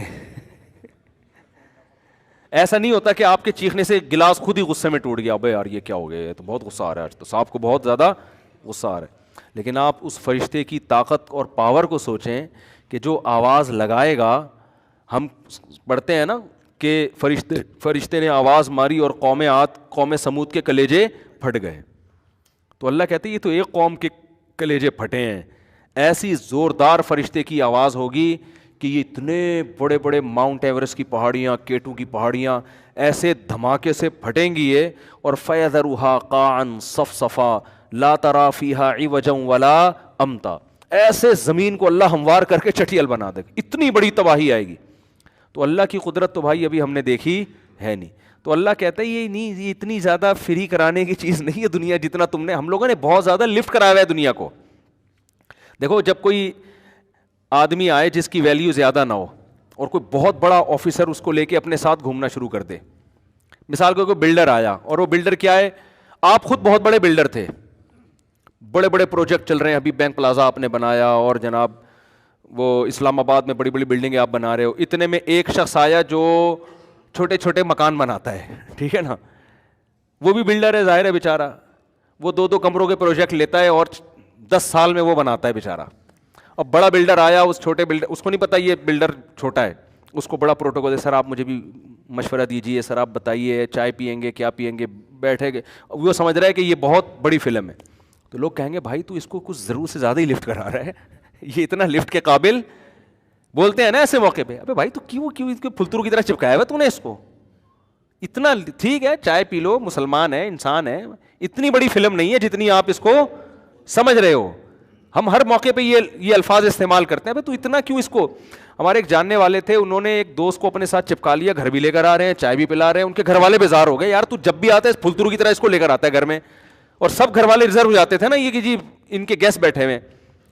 تو مجھے یاد ہے وہ کسی نے اس کو تانا دیا، بھائی تو یہ اتنی بڑی فلم نہیں ہے جتنا تو نے اس کو اپنے ساتھ چپکایا ہوا ہے، ٹھیک ہے نا، دوست ہے اس کو گھر سے باہر رکھ، اتنی بڑی فلم نہیں ہے.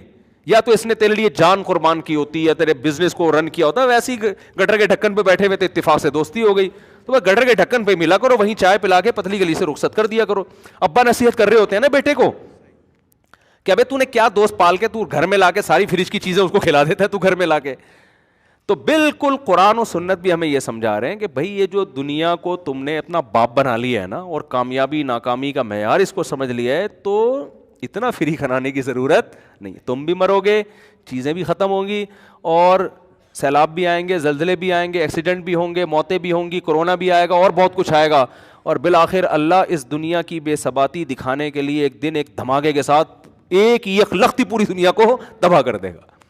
بالکل ساری انسان کی جو آسمانوں کی بلندیوں پر پہنچی ہوئی ترقی، وہ دھڑام سے ایک دھماکے کے ساتھ نیچے آ کے ختم ہوگی. جیسے ورلڈ ٹریڈ سینٹر گر گیا تھا نا، اسی طرح پوری زمین کو اللہ ہلاک کر دے گا. تو اصل بار بار قرآن بتانا چاہ رہے اصل کیا ہے، آخرت. تو مرنے سے پہلے یہ سمجھ میں آ جائے عقل مندی کی بات ہے. نہیں سمجھ میں آ رہا تو مرنے کے بعد سمجھ میں تو آئے گا مگر فائدہ نہیں ہوگا. ایک بوڑھے آدمی کو کسی نے، ان کو خشک میوہ کھانے کا بہت شوق تھا نا، خشک میوہ کھانے کا بہت شوق تھا, لیکن پیسے نہیں تھے, بیچارہ غریب آدمی تھا. تو پیسہ اکثر لوگوں کے پاس بڑھاپے میں آتا ہے ٹھیک ہے نا. جب بوڑھے ہو گئے, دانت ختم ہو گئے, تو اللہ نے پیسہ دیا, تو اب وہ کہہ رہا ہے یار جب دانت تھے تو بادام خریدنے کے پیسے نہیں تھے, اب بادام تو آئے ہیں لیکن چبانے کے لیے منہ میں دانت ہے نہیں. تو جب مرنے لگو گے نا میرے بھائی تو سب کچھ سمجھ میں آ جائے گا. لیکن انسان کہے گا, اللہ کہیں گے کہ جب تک میں نے دکھایا نہیں تھا توبہ کا موقع تھا, اب دکھا تو دیا ہے, ایمان تو لے آؤ گے سب, لیکن اب عمل کا موقع ختم ہو گیا ہے. تو اللہ اس وقت سے پہلے ہمیں سدھرنے کی توفیق عطا فرما دے. جلدی سے سوال کے جواب دے دوں میں. مفتی صاحب, صلاۃ الحاجہ کی نماز کا افضل وقت کون سا ہے؟ صلاۃ الحاجت کوئی الگ سے نماز نہیں ہے شریعت میں, 2 رکعت پڑھ کے اللہ سے دعا مانگو, بس اسی کو صلاۃ الحاجت کہا جاتا ہے, کبھی بھی مانگ لو. کیا یہ بھائی یہ کسی کی خاص کے بارے میں نہ پوچھا گیا. مفتی صاحب میرا سوال ہے کہ اگر پیدائش کے دوران بچے کی ڈیتھ ہو جائے تو کیا اس بچے کی نماز جنازہ ادا کی جائے گی؟ اگر زندہ پیدا ہوا تو نماز جنازہ بھی ادا کی جائے گی اور نام بھی رکھا جائے گا. بکرے کا صدقہ کرنے میں اس کا خون گھر میں رنگنا جائز ہے یا نہیں؟ بکرے کا صدقہ ہی نہیں ہے اسلام میں کوئی, یہ جو کاٹ کے بکرا صدقہ کرتے ہیں نا, اس کی کوئی حیثیت نہیں ہے, سمجھتے ہو؟ بار بار یہ بات سمجھا چکا ہوں. دیکھو اسلام میں صدقہ ہے, بکرا نہیں ہے. صدقے کا مطلب کیا ہوتا ہے؟ غریب کی حاجت کو پورا کرنا. تو وہ بکرے سے زیادہ ہوتی ہے یا پیسوں سے زیادہ ہوتی ہے؟ 25,000 کا بکرا کاٹ کے گوشت کھلاؤ گے, اس سے بہتر نہیں ہے 25,000 اس غریب کو دے دو؟ کیا خیال ہے بھائی؟ لیکن بکرا کاٹ کے دے رہے ہوتے ہیں. اس کا مطلب لوگ یہ سمجھتے ہیں کہ خون بہانے سے بلائیں ٹلتی ہیں, حالانکہ ایسا نہیں ہے, کوئی بلائیں نہیں ٹلتی. جانور کا قتل کرنا بھی ناجائز ہے شریعت میں جب تک کوئی ضرورت نہ ہو. ضرورت ہوتی ہے گوشت کھانا ہے, تو اگر غریب آدمی کو بکرے کا گوشت کھانے کا شوق ہے اور آپ چاہتے ہو کہ اس کو صدقہ کرنا ہے کیونکہ اس غریب کو بکرا کھانے کا بہت شوق ہے, اور وہ تو وہ غریب کیوں ہے بھائی؟ کبھی آپ نے کسی فقیر کو دیکھا کہہ رہا ہے اللہ کے نام پہ 3 پیزے کھلا دے مجھے؟ کبھی دیکھا کسی غریب کو؟ آپ کہہ گا تو غریب آدمی تو پیزے مانگ رہا ہے. اللہ کے نام پہ روٹی دے دے, وہ یہ کہتے ہیں اللہ کے نام پہ پیسے دے دے, روٹی دے دے, چاول کھلا دے, کھانا کھلا, یہ کہہ رہے ہوتے ہیں. اللہ کے نام پہ تو ایک پیپسی پلا دے یار مجھے, تو اس کا مطلب بھائی یہ غریب آدمی نہیں ہے.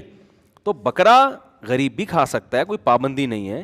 لیکن اگر آپ نے غریب کو بکرے کا گوشت ہی کھلانا ہے, پہلے تو میں آپ سے سوال پوچھوں گا کہ بکرے کا گوشت جتنے کا آئے گا اس میں گائے کا گوشت ڈبل آ جائے گا, تاکہ وہ پورا مہینہ کھا لے گا. وہ آپ گائے کا کیوں نہیں کھلا رہے؟ پہلی بات تو راشن کیش رقم کیوں نہیں دے رہے اس کو؟ ایک بات آپ کہہ سکتے ہو کہ جی کیش رقم میں بعض دفعہ غریب لوگ پان گٹکے میں اڑا دیتے ہیں. وہ ایسے غریب بھی ہیں ان کو پان گٹکے کا شوق روٹی سے بھی زیادہ ہوتا ہے, وہ گھر والوں پہ خرچ نہیں کرتے. تو چلو پھر راشن ڈال دو ان کے گھر میں, جتنے کا بکرا آئے گا اس میں پورے 2 مہینے کا راشن آ جائے گا, پورے 2 مہینے کی ضرورت پوری ہوگی. آپ کہتے ہو نہیں بھائی, میں نے بیچارے نے ہو سکتا ہے کئی ہفتوں سے گوشت نہ کھایا ہو نا, تو پھر بھی سوال پیدا ہوتا ہے بھائی راشن زیادہ ضروری ہے یا گوشت زیادہ ضروری ہے؟ لیکن چلو آپ کو گوشت ہی کھلانا ہے تو پھر گائے کا کھلاؤ. گائے کا گوشت میں پروٹین بھی زیادہ ہوتے ہیں, طاقت بھی زیادہ ہوتی ہے. باہر ملکوں میں گائے کا گوشت بکرے سے زیادہ مہنگا ہے. گائے کا گوشت پروٹین زیادہ ہے, اس میں آئرن زیادہ ہے اس کے اندر. لیکن اور آپ کہہ سکتے ہو غریب لوگ بیمار کم ہی ہوتے ہیں کیونکہ محنت زیادہ کرتے ہیں نا, گائے ہضم بھی کر لیں گے وہ. تو گائے کا گوشت کھلاؤ آپ. لیکن نہیں جی چلو ہم آپ کی بات مان لیتے ہیں, ہم نے گائے کا گوشت بھی نہیں کھلانا جی, ہو سکتا ہے بیچارے کو بکرا ہی کھانے کا دل چاہ رہا ہو, تو پھر گوشت خرید کے کھلاؤ, وہ سستا پڑتا ہے بنسبت بکرا خرید کے کاٹنے کے. آپ بکرا خرید کے کاٹ کے جب گوشت کھلاؤ گے وہ مہنگا پڑے گا, اور دکان سے گوشت خرید کے کھلاؤ گے وہ سستا بھی پڑے گا اور آپ کی مرضی کا گوشت بھی ہوگا. اس کو پٹ کھانے کا شوق ہے پٹ کا گوشت کھلا دو, اس کو چانپے کھانے کا شوق ہے چانپے کھلاؤ, بلکہ آپ اس کو ہوٹل میں لے جا کے چانپے پکی پکائی کھلاؤ. آپ اس کو چل بھائی غریب آج تو تیرے کو چانپے کھلاتا ہوں میں. لیکن آپ پھر بھی کیا کر رہے ہو؟ بکرا کاٹ رہے ہو. تو یہ غلط تصور ہے, لوگ یہ سمجھتے ہیں کہ بکرا کٹنے سے بلائیں ٹلتی ہیں, یہ صدقہ ہوتا ہے. یہ نہیں ہوتا اسلام میں. بکرا وہ صدقہ کرے جس آدمی کو یہ خیال ہو کہ یار میرے لیے بکروں کا بزنس ہے تو میں صدقے میں, جیسے کسی کا آٹے کا بزنس ہوتا ہے, کہتا ہے پیسے نہیں لو آٹے کی 2 بوریاں لے جاؤ, وہ سمجھ میں آتی ہے بات. بعض لوگوں کا ہوتا ہے شہد کا کاروبار ہے, وہ کہتے ہیں یار ہم جو ہے نا اسی شہد میں سے صدقہ کریں گے, بس ہم الگ سے نہیں. جیسے سونے کا سونار بعض دفعہ کہہ رہے تو چلو 2 بالی اللہ کے نام پہ ہم نے صدقہ کر دی. یا کسی کا نہاری کا ہوٹل ہے تو ایک دیگ ہم نے نہاری ہی میں سے صدقہ کر دی. تو کسی کا بکرے کا بزنس ہے, وہ کہے یار میرے لیے بکرا آسان ہے, چل بھائی یہ 10 بکرے میرے پاس, ایک اللہ کے نام پہ میں نے صدقہ کر دیا. یہاں تو سمجھ میں آتا ہے کہ نارمل آدمی کا بازار جا کے پراپر بکرا خرید کے کاٹ کے اس کو صدقہ کرنا یہ بدعت ہے, کیونکہ یہ اس کی علامت ہے کہ آپ بکرے کے کاٹنے کو کیا سمجھ رہے ہو, عبادت. تو یہ غلط ہے. بکرا کاٹنا 3 موقع پہ عبادت ہے, اس کے علاوہ جانور کاٹنا عبادت نہیں ہے. نمبر 1 بقرعید کے موقع پہ, نمبر 2 عقیقے کے موقع پہ, نمبر 3 حج عمرے کے موقع پہ. اس کے علاوہ اگر آپ نے بکرا کاٹا تو اگر بھوک لگ رہی ہے, دعوت کرنی ہے تو ٹھیک ہے, نہیں تو خام خمیں بکروں پہ ظلم, وہ بھی آخر انسان ہے. سمجھ آ رہی ہے نا, وہ بھی آخر, یعنی اس معنی میں کہ زندہ چیز ہے, اس کو بھی جینے کا حق ہے. اس کو تو 2 دانت ہونے سے پہلے ہی کاٹ دیتے ہیں. تو یہ مسئلہ ہے, سمجھ رہے ہو. تو اس لیے یہ کام نہ کیا کریں, بکرے نہ کاٹا کریں, صرف بقرعید پہ کریں اور حج پہ کریں اور عقیقے پہ کریں, بس اس کے علاوہ بکرا نہیں کاٹا جائے گا. اور پھر یہ صدقے کے بکرے دیکھو جو, اچھا اس کے اور سائیڈ افیکٹ کیا ہیں. جب شریعت نے بکرا کاٹنے کو عبادت قرار نہیں دیا اور آپ پھر بھی کاٹو گے تو اس سے بکرے کی جو مارکیٹ ویلیو ہے, جو نیچرل ہونی چاہیے تھی, وہ نیچرل نہیں رہے گی. دیکھو حدیث میں آتا ہے ان اللہ هو المسعر, اللہ خود چیزوں کے نرخ متعین کرتے ہیں. جس چیز کی ضرورت ہوتی ہے نا, اللہ اس کو زیادہ پیدا کرتے ہیں تاکہ وہ سستی ہو. جیسے پانی اللہ نے سستا رکھا ہوا ہے نا, بارشیں برس رہی ہیں, کنووں سے ضرورت زیادہ ہے, اگر پانی کا ایک گلاس 25 روپے کا ہو جائے تو غریب تو بیچارہ مر جائے. تو اللہ نے اس کو کنٹرول خود اللہ نے کی, یہ گورنمنٹ نہیں کر رہی, یہ کون کر رہا ہے, اللہ. اللہ پانی زمین میں محفوظ کر لیتا ہے. اس کے بعد ہے روٹی, انسان کی بنیادی ضرورت ہے, تو گندم اتنی پیدا ہوتی ہے کہ اس کے ریٹ خود بخود متعین. ہاں اس میں انسان اگر ذخیرہ اندوزی شروع کر کے ریٹ بڑھا دے تو وہ انسان کی طرف سے ایک ظلم اور زیادتی ہے. تو اسی طرح گوشت کی بھی اللہ کی نظر میں ایک قیمت ہونی چاہیے. فطرت کہتی ہے کہ اتنی ویلیو ہو, اس حساب سے بکرے پیدا ہوتے ہیں, اس حساب سے بچھڑے پیدا ہوتے ہیں کہ بقرعید میں اتنے کٹیں گے بھی, اس کے بعد بھی سال میں گوشت ان کو ملتا رہے گا. تو جب جیسے جیسے جس کو ضرورت ہوگی گوشت کی وہ کاٹ کے کھا جائے گا. تو اس حساب سے بکرے پیدا ہوتے ہیں. اب آپ نے بس بکروں کو مصنوعی طور پہ کاٹنا شروع کر دیا صدقے کے نام پہ. نیڈ نہیں ہے معاشرے کو, نہ غریب کو چاہیے, غریب کہہ رہا ہے مجھے آٹا چاہیے, دال چاہیے, آپ نے کہا نہیں بکرا کاٹ کے دوں گا. اب جو بکرا کٹے گا تو یہ کٹنے سے بکروں کی مارکیٹ میں قلت ہوگی اور بکروں کی قیمت اوپر جائے گی, اور یہ اوپر جانا نیچرل نہیں ہوگا. تو یہ بڑا نقصان ہے کہ غریبوں کو تو بکرے کی بریانی کھلا رہے اور جس کمبخت نے اپنے پیسوں سے خرید کے کھانی ہے وہ کہہ رہا ہے یار اتنا ریٹ اوپر چل. بہت سے مریضوں کو ڈاکٹر کہتے ہیں آپ نے بکرا کھانا ہے, بلڈ پریشر کے مریض ہوتے ہیں نا, کہ آپ نے بڑا گوشت نہیں کھانا. وہ بکرے کی قیمت سن کے ان کا بی پی ہائی ہو جاتا ہے, کہتے ہیں گائے کھانے سے اتنا بی پی ہمارا ہائی نہیں ہو رہا تھا جتنا بکرے کی قیمت سن کے ہو رہا ہے. تو یہ جو بکرے کے ریٹ اتنے اوپر گئے ہوئے ہیں, گورنمنٹ پر لازم ہے کہ وہ صدقے کے بکروں پر پابندی لگائے تاکہ یہ ریٹ نیچے آئے. سمجھتے ہو کہ نہیں سمجھتے؟ اور صدقے کے بکروں کی حالت دیکھو آپ جا کے, اتنے معصوم بیچارے چھوٹے چھوٹے, ان پہ صدقہ کرنے کا دل کرتا ہے انسان کا. میں نے تو کئی دفعہ ارادہ کیا جو پنجروں میں بند ہوتے ہیں نا, یار 5 روپے کی گھاس خرید کے ان کو کھلا دو, ثواب ملے گا. تو یہ ظلم ہے, خام خام ہے, فضول. اچھا بھائی, استاد جی مولانا شریف تھانوی رحمۃ اللہ علیہ کہا کرتے تھے کہ ہماری یونیورسٹیوں, اس کی کیا حقیقت ہے؟ یہ کیا لکھا ہوا ہے یار, ہیپ ٹویٹر کیا کرتے تھے, واللہ عالم, سمجھ میں نہیں آ رہی لکھا ہوا کیا ہے. ایزی پیسہ اکاؤنٹ والے فری منٹس دیتے ہیں, اگر اس کو استعمال نہ کریں تب بھی یہ سود ہوگا یا نہیں؟ اکاؤنٹ کھول کے آپ 1000 روپے رکھوا دیے, 2000, اس کے عوض میں جو بھی پروفٹ ملے گا نا آپ کو وہ سود میں آئے گا, بشرطے کہ آپ کی اصل رقم محفوظ رہے. ہوتا ہے نا جب چاہیں آپ اصل رقم نکال لیں. تو سود اس لیے کہ آپ نے 2000 ان کے پاس, ان کو آپ نے قرضہ دیا, اس کے بدلے میں آپ کو وہ نفع دیتے ہیں, اور یہ مشروط نفع ہوتا ہے اس لیے جائز نہیں ہے.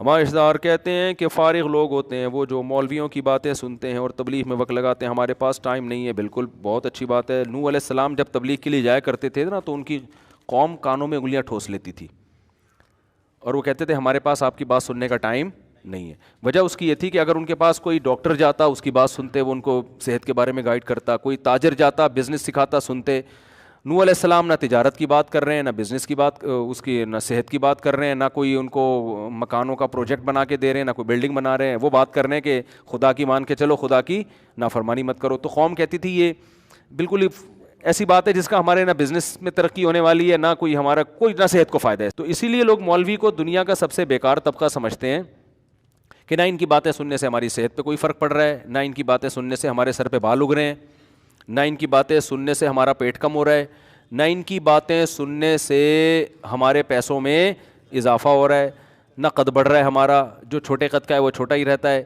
ٹھیک ہے نا، نہ ان کی باتیں سننے سے ہماری شادی ہو رہی ہے. حتیٰ کہ میرے پاس آنے سے بھی لوگوں کی شادی نہیں ہو رہی جو صبح شام شادیوں میں بیان کرتے ہیں. میں بھی کہتا ہوں میرے پاس رشتے نہیں. آج بھی ایک صاحب آئے شادی کر، میں نے کہا شادی کی میں ترغیب دیتا ہوں، کراتا وراتا نہیں ہوں. تو ظاہر ہے جو نہ شادی کرا رہا ہے آپ کی، تو وہ دنیا میں سب سے فضول طبقہ ہوگا کہ نہیں ہوگا؟ کیا خیال ہے؟ لیکن میرے بھائی یہ آپ کو جب پتہ چلے گا جب آپ کو اپنی پیدائش کا مقصد سمجھ میں آئے گا. اور وہی مولویوں کے سمجھانے سے نہیں آ رہا تو مرنے کے بعد سمجھ میں آ جائے گا. اللہ نے قسمیں اٹھا اٹھا کے کہا ہے کہ میں مردوں کو زندہ کر کے چھوڑوں گا. یا ایھا الناس ان وعد اللہ حق، نے لوگو اللہ کا وعدہ سچا ہے. فلا تغرنکم الحیات الدنیا، دنیا کی زندگی دھوکے میں نہ ڈال دے. ان وعد اللہ حق، اللہ کا وعدہ سچا ہے، ایسا نہ ہو. اور پھر یا ایھا الناس ان کنتم فی ریب من البعث، اے لوگو تمہیں اگر یقین نہیں آتا نا کہ میں مردوں کو زندہ کر کے اٹھاؤں گا اپنے سامنے، فَإِنَّا خَلَقْنَاكُم مِّن تُرَابٍ، دیکھو ماضی کو پہلے مٹی سے پیدا کیا. کیا عقل کہتی ہے کہ مٹی سے انسان پیدا ہو سکتا ہے؟ ثُمَّ مِن نُطْفَةٍ، پھر اس مٹی سے منی کا قطرہ بنایا. کیا عقل کہتی ہے کہ مٹی سے منی بن سکتی ہے؟ ثُمَّ مِن عَلَقَةٍ، پھر ہم نے اس منی کے قطرے کو خون کا لوتھڑا بنا دیا. عقل مانتی ہے کہ منی کا قطرہ ماں کے پیٹ میں جا کے خون بن سکتا ہے؟ ثُمَّ مِن مُضْغَةٍ، پھر اس خون سے ہم نے گوشت بنایا. عقل کہتی ہے کہ خون سے گوشت بن سکتا ہے؟ پھر ہم نے اس میں ہڈیاں پیدا کی. فَكَسَوْنَا الْعِظَامَ لَحْمًا، ان ہڈیوں پہ گوشت چڑھایا. ثُمَّ أَنشَأْنَاهُ خَلْقًا آخَرَ، یہ سارے کو اللہ ثم سے بیان کر رہا ہے. پھر اس کے بعد یہ ہوا، پھر اس کے بعد ایک ایک کو الگ اہتمام سے بیان کیا جا رہا ہے. ثُمَّ أَنشَأْنَاهُ خَلْقًا آخَرَ، پھر ایک نئی تخلیق میں پیدا کر کے ماں کے پیٹ سے ہم نے تمہیں باہر نکالا. ثُمَّ السَّبِيلَ يَسَّرَا، اس راستے کو آسان کر دیا تمہارے لیے. پھر جب تم دنیا میں آتے ہو پھر آسمان سے بارشیں برسا رہے اور زمین میں تم بیج ڈالتے ہو، ایک گٹلی ڈالتے ہو. فالق الحب، اس گٹلی کو پھاڑ کے تناور درخت بنا کے پھول لگاتا ہے، پھر اس میں آم پیدا کر کے ان ہر آم میں گٹلی، پھر اس ہر گٹلی میں یہی پروسیس. تو اللہ کہتے ہیں جو اتنی قدرت کے نمونے تمہیں دکھا چکا ہے اس کے بارے میں تم دھوکے میں مت آنا کہ وہ تمہیں دوبارہ زندہ نہیں کر سکتا، وہ کرے گا زندہ. تو قرآن بار بار کہہ رہے میرے بھائی دنیا میں سب سے بڑا بیوقوف وہ ہے جو اس دنیا کی ظاہری چمک دمک کو دیکھ کر کہے کہ میں نے مر کے ختم ہو جانا ہے. ختم ہونے کے لیے اتنی عجیب مخلوق اللہ پیدا کر ہی نہیں سکتا. اگر ختم ہی ہونا ہے، مجھے ایک بات بتاؤ، اس کا مطلب مٹی ہو کے سب ختم، تو اللہ نے پیدا کیوں کیا تھا؟ کوئی اللہ معمولی سی چیز پیدا کر لیتا نا. کیا ہو گیا بھائی؟ آپ دیکھو ایک مٹی کا کھلونا بناتے ہو توڑ پھوڑ کر لیے، لیکن آپ جاپان کا شو روم اگر کوئی گاڑی بنائے گا کیا توڑ پھوڑ کے لیے بنائے گا؟ ہے بھائی، فنا ہونے کے لیے بنائے گا، اس کا کوئی مقصد ہے. انسان سے زیادہ عجیب مشینری دنیا میں کسی مخلوق کے پاس ایسا دماغ نہیں ہے، ایسی آنکھیں نہیں ہیں، اور اتنا خوبصورت جو جسم اللہ نے بنایا اور ایسی سوچ بنائی کہ لوہے پہ محنت کر کے ہواؤں میں اڑا رہا ہے وہ.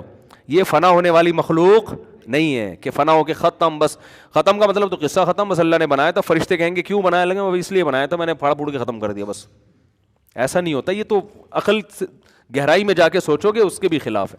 تو ایک دن زندہ ہونا، ان وعد اللہ حق وان اللہ یبعث من فی القبور. قرآن کے الفاظ دیکھو، اے لوگو اللہ کا وعدہ سچا ہے.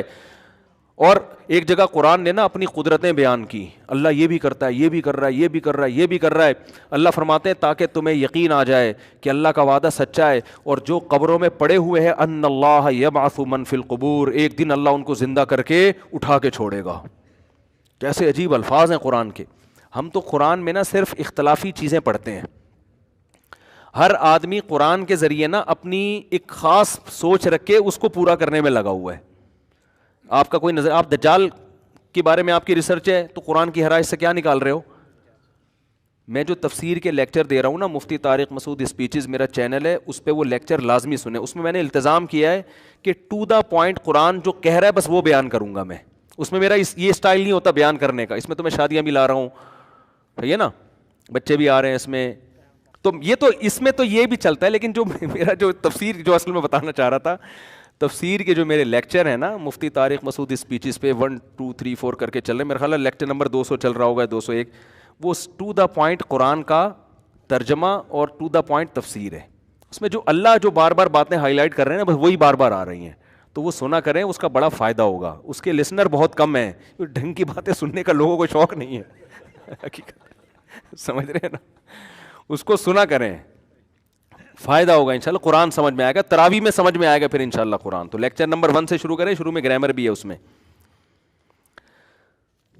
میرا ایک جگہ رشتہ ہو چکا ہے، رشتہ دینداری کی بنیاد پہ ہوا تھا، لیکن اب معلوم ہوا کہ خاندان کی دوسری لڑکی زیادہ دیندار ہے، اب کیا کروں، رشتہ توڑ دوں؟ نہیں، یہ بے دینی کی بات ایک جگہ بات طے ہو گئی تو جب تک کوئی معقول وجہ ہو نا، وہ رشتہ نہیں توڑنا چاہیے. اس کا حل یہ ہے کہ یہاں بھی کریں وہاں بھی کر لیں، دونوں جگہ کر لیں، اس میں اتنا ٹینشن لینے کی کیا بات ہے یار. مفتی صاحب میری سسٹر کی شادی ہے، مخلوط ماحول اور گانا باجا ہوگا، اگر میں نہیں جاؤں گا تو سب ملامت کریں گے، کیا کروں؟ نہیں جائیں، اور کیا کریں، نہیں جائیں نا بھائی. اور اگر آپ کے نہ جانے سے کوئی مسئلہ، کوئی بہت دفعہ بہن کا فیوچر خراب ہونے کا خطرہ ہوتا ہے، تو بہن اگر اس گانے بجانے پہ راضی نہیں ہے تو پھر مجبوری ہے، پھر آپ نے اس لیے کرنا ہے کہ بہن کا گھر، بعض دفعہ بڑا لوگ اس کو وہ لے لیتے ہیں، یار بھائی نہیں آیا اس مطلب ان کے خاندانی کوئی مسئلہ چل رہا ہے، تو ایک لاشعور میں سسرال کے دماغ میں بات بیٹھ جاتی. تو ایسی شدید مجبوری ہو تو الگ بات ہے، ورنہ نارملی حکم یہی ہے کہ آپ کے لیے جانا جائز نہیں ہے. کس قسم کے خواب کی تعبیر معلوم کرنی چاہیے؟ مثلا ہمیں مختلف قسم کے خواب آتے ہیں جن میں کچھ بالکل بے معنی ہوتے ہیں. دیکھو خوابوں کی تعبیریں ہوتی ہیں لیکن نبوت کا 46واں حصہ ہے، عین نبوت نہیں ہے، سمجھ رہے ہو؟ اچھا، خواب جو سچے ہوتے ہیں نا، انسان کو خود احساس ہو جاتا ہے کہ یہ خواب جھوٹا نہیں ہے، وہ خود قدرت کی طرف سے انسان کو نا ایک سگنل ملتا ہے کہ یار یہ کچھ غیر معمولی خواب آیا ہے. میری زندگی میں مجھے چند خواب آئے ہیں، جاگتے ہی مجھے احساس ہوا تھا کہ یہ، مجھے لگتا ہے کہ یہ سچا خواب ہے، اور الحمدللہ وہ یعنی ہمیں نظر بھی آیا کہ پورے ہوتے ہوئے نظر آئے وہ خواب. تو یہ انسان کے لاشعور میں ایک بات بیٹھ جاتی ہے کہ یار یہ مجھے جھوٹا نہیں لگ رہا. مجھے ایک صاحب کے بارے میں خواب آیا، ہمارے بہت قریبی رشتہ دار تھے، ان کو کوئی بیماری نہیں تھی، فٹ فاٹ تھے، مجھے خواب آیا کہ ان کا انتقال ہو گیا ہے. اب ویسے تو زندہ آدمی کے بارے میں لوگوں کو خواب آ رہا ہوتا ہے انتقال ہو گیا، لیکن اس کا انتقال ہو جاتا ہے خواب دیکھنے والے کا، وہ نہیں مرا ہوتا. ایسے بہت لوگ آپ کو ہمیں بھی آئے ہیں ایسے لوگوں کے بارے میں انتقال آیا، 20 سال پہلے آیا تھا، اب تک وہ الحمدللہ زندہ ہیں، اور لگتا نہیں ہے کہ اگلے 20 سال تک بھی انتقال کا ان کا کوئی چانس ہے. بد دعائیں بھی سائڈوں سے ہو کے گزر رہی ہیں ان کے. تو ایسے خوابوں ہمیں پتہ ہے کہ یار ایسا ہی آ گیا. لیکن ایک ہمارے بہت ہی قریبی ریلیٹیو تھے، ان کے بارے میں مجھے خواب آیا نا کہ ان کا انتقال ہو گیا، تو مجھے لاشعور میں احساس ہوا کہ یہ سچا خواب ہے. مجھے لگا کہ یار یہ، کیونکہ گھر میں ایک ان کا ایسا سما تھا، اور جیسے مجھے خواب آیا 2-4 دن کے بعد پتہ چلا ان کو کینسر ہو گیا، اور واقعی ان کا تھوڑے دنوں میں انتقال ہوا. تو وہ نا قدرت کی طرف سے خود سے ایک سگنل مل رہا ہوتا ہے کہ یہ، جیسے فرعون کو جو وہ مصر کے بادشاہ کو جو خواب آیا نا کہ 7 موٹی گائیں 7 دبلی گایوں کو کھا رہی ہیں، تو بادشاہ نے صبح دربار بلایا ہے کہ اس کی تعبیر بتاؤ. حالانکہ بادشاہ کو بھی روزانہ آتے ہوں گے نا خواب، کبھی دربار نہیں بلایا ہوگا اس نے. اس دن اس کا چھٹی حص نے کہا کہ یار یہ کچھ ہوا ہے. تو جب اس نے درباریوں کو بلایا، بولا بھائی مجھے خواب آیا کہ 7 موٹی گائیں 7 پتلی گایوں کو کھا رہی ہے، اس کا تعبیر بتاؤ. تو انہوں نے کیا کہا؟ اضغاث احلام، یہ پراگندہ خیالات ہیں، آپ سارا دن حکومتی کام مصروف رہتے تو الٹے گائیں بھینسیں آ گئی ہیں آپ کے خواب میں. لیکن ان کا بھائی لگتا ہے کچھ ہے اس میں. پھر یوسف علیہ السلام نے اس کی تعبیر بتائی. تو بعض دفعہ ایک تو اکثر ایسا نہیں ہوتا کہ جب بھی سو رہے ہیں خواب سچا ہی آئے گا، بعض دفعہ واقعی وہ سچا ہوتا ہے، اور اس میں انسان کو لاشعور میں ایک بات آتی ہے کہ یار یہ کچھ ہے اس میں حقیقت ہے. تو یہ اللہ ہی کی طرف سے ہوتا ہے. تو اس لیے ہر خواب کی نہ تعبیر پوچھا کریں، نہ دوسروں کا ٹائم ضائع کیا کریں، نہ اپنا ٹائم ضائع کیا کریں. اور یہ ذہن میں رکھو کہ شادی شدہ خاتون کو اگر سانپ نظر آ رہے ہیں، میرڈ خواتین کو خوابوں میں سانپ چھپکلیاں آتی رہتی ہیں، تو یہ جٹھانیوں کا اور آپ کے تعلقات کا مسئلہ ہے. یہ ساسوں کا، وہ ساس سانپ کی شکل میں کبھی اژدہے کی شکل میں آ رہی ہوتی ہے، یہ ہوتا ہے. تو اس کو آپ سیریس لینے کی کوشش نہ کریں. سمجھ میں، وہ کبھی بھی ایسا نہیں ہوگا کہ ساس پھول لے کے آ رہی ہے خواب میں، ایسا نہیں ہوتا، ایسے خواب نہیں آتے. نند آ رہی ہے اور مٹھائی کا ڈبہ لے، خواب میں بھی نہیں آتی وہ. تو یہ آپ کا اپنا وہ ہوتا ہے کہ آپ کو یہ، کیونکہ اس کو آپ نے اپنی دشمن سمجھ لیا ہے، تو جس کو آپ دن میں دشمن سمجھ رہے ہو وہ خواب میں دشمن ہی کے طور پہ آئے گا. تو اس سے آپ نفرت نہ کریں سانس سے، اور کہ یہ دیکھا میں تو کہا تھا یہ سانپ بن کے کاٹے گی مجھے، خواب میں بھی کاٹ رہی تھی. تو وہ اچھی بھلی سانسیں بدنام ہو جاتی ہیں بیچاری ان خوابوں کی وجہ سے. ہم لوگ کارے والے لوگ اکثر بہت سے لوگ ایسے آتے ہیں جو سامان ڈسکاؤنٹ پر خرید کر بل مکمل قیمت کا بنواتے ہیں. جائز ہے؟ نہیں جائز نہیں ہے. مفتی صاحب آپ کا اتوار کا بیان ایک ہفتے بعد اپلوڈ ہوتا ہے، لیکن بھائی یہ ایڈمن سے پوچھو ایسی باتیں، کون سا بیان کب اپلوڈ ہوتا ہے اور کب اپلوڈ ہونا چاہیے. انتظامی چیزوں میں بالکل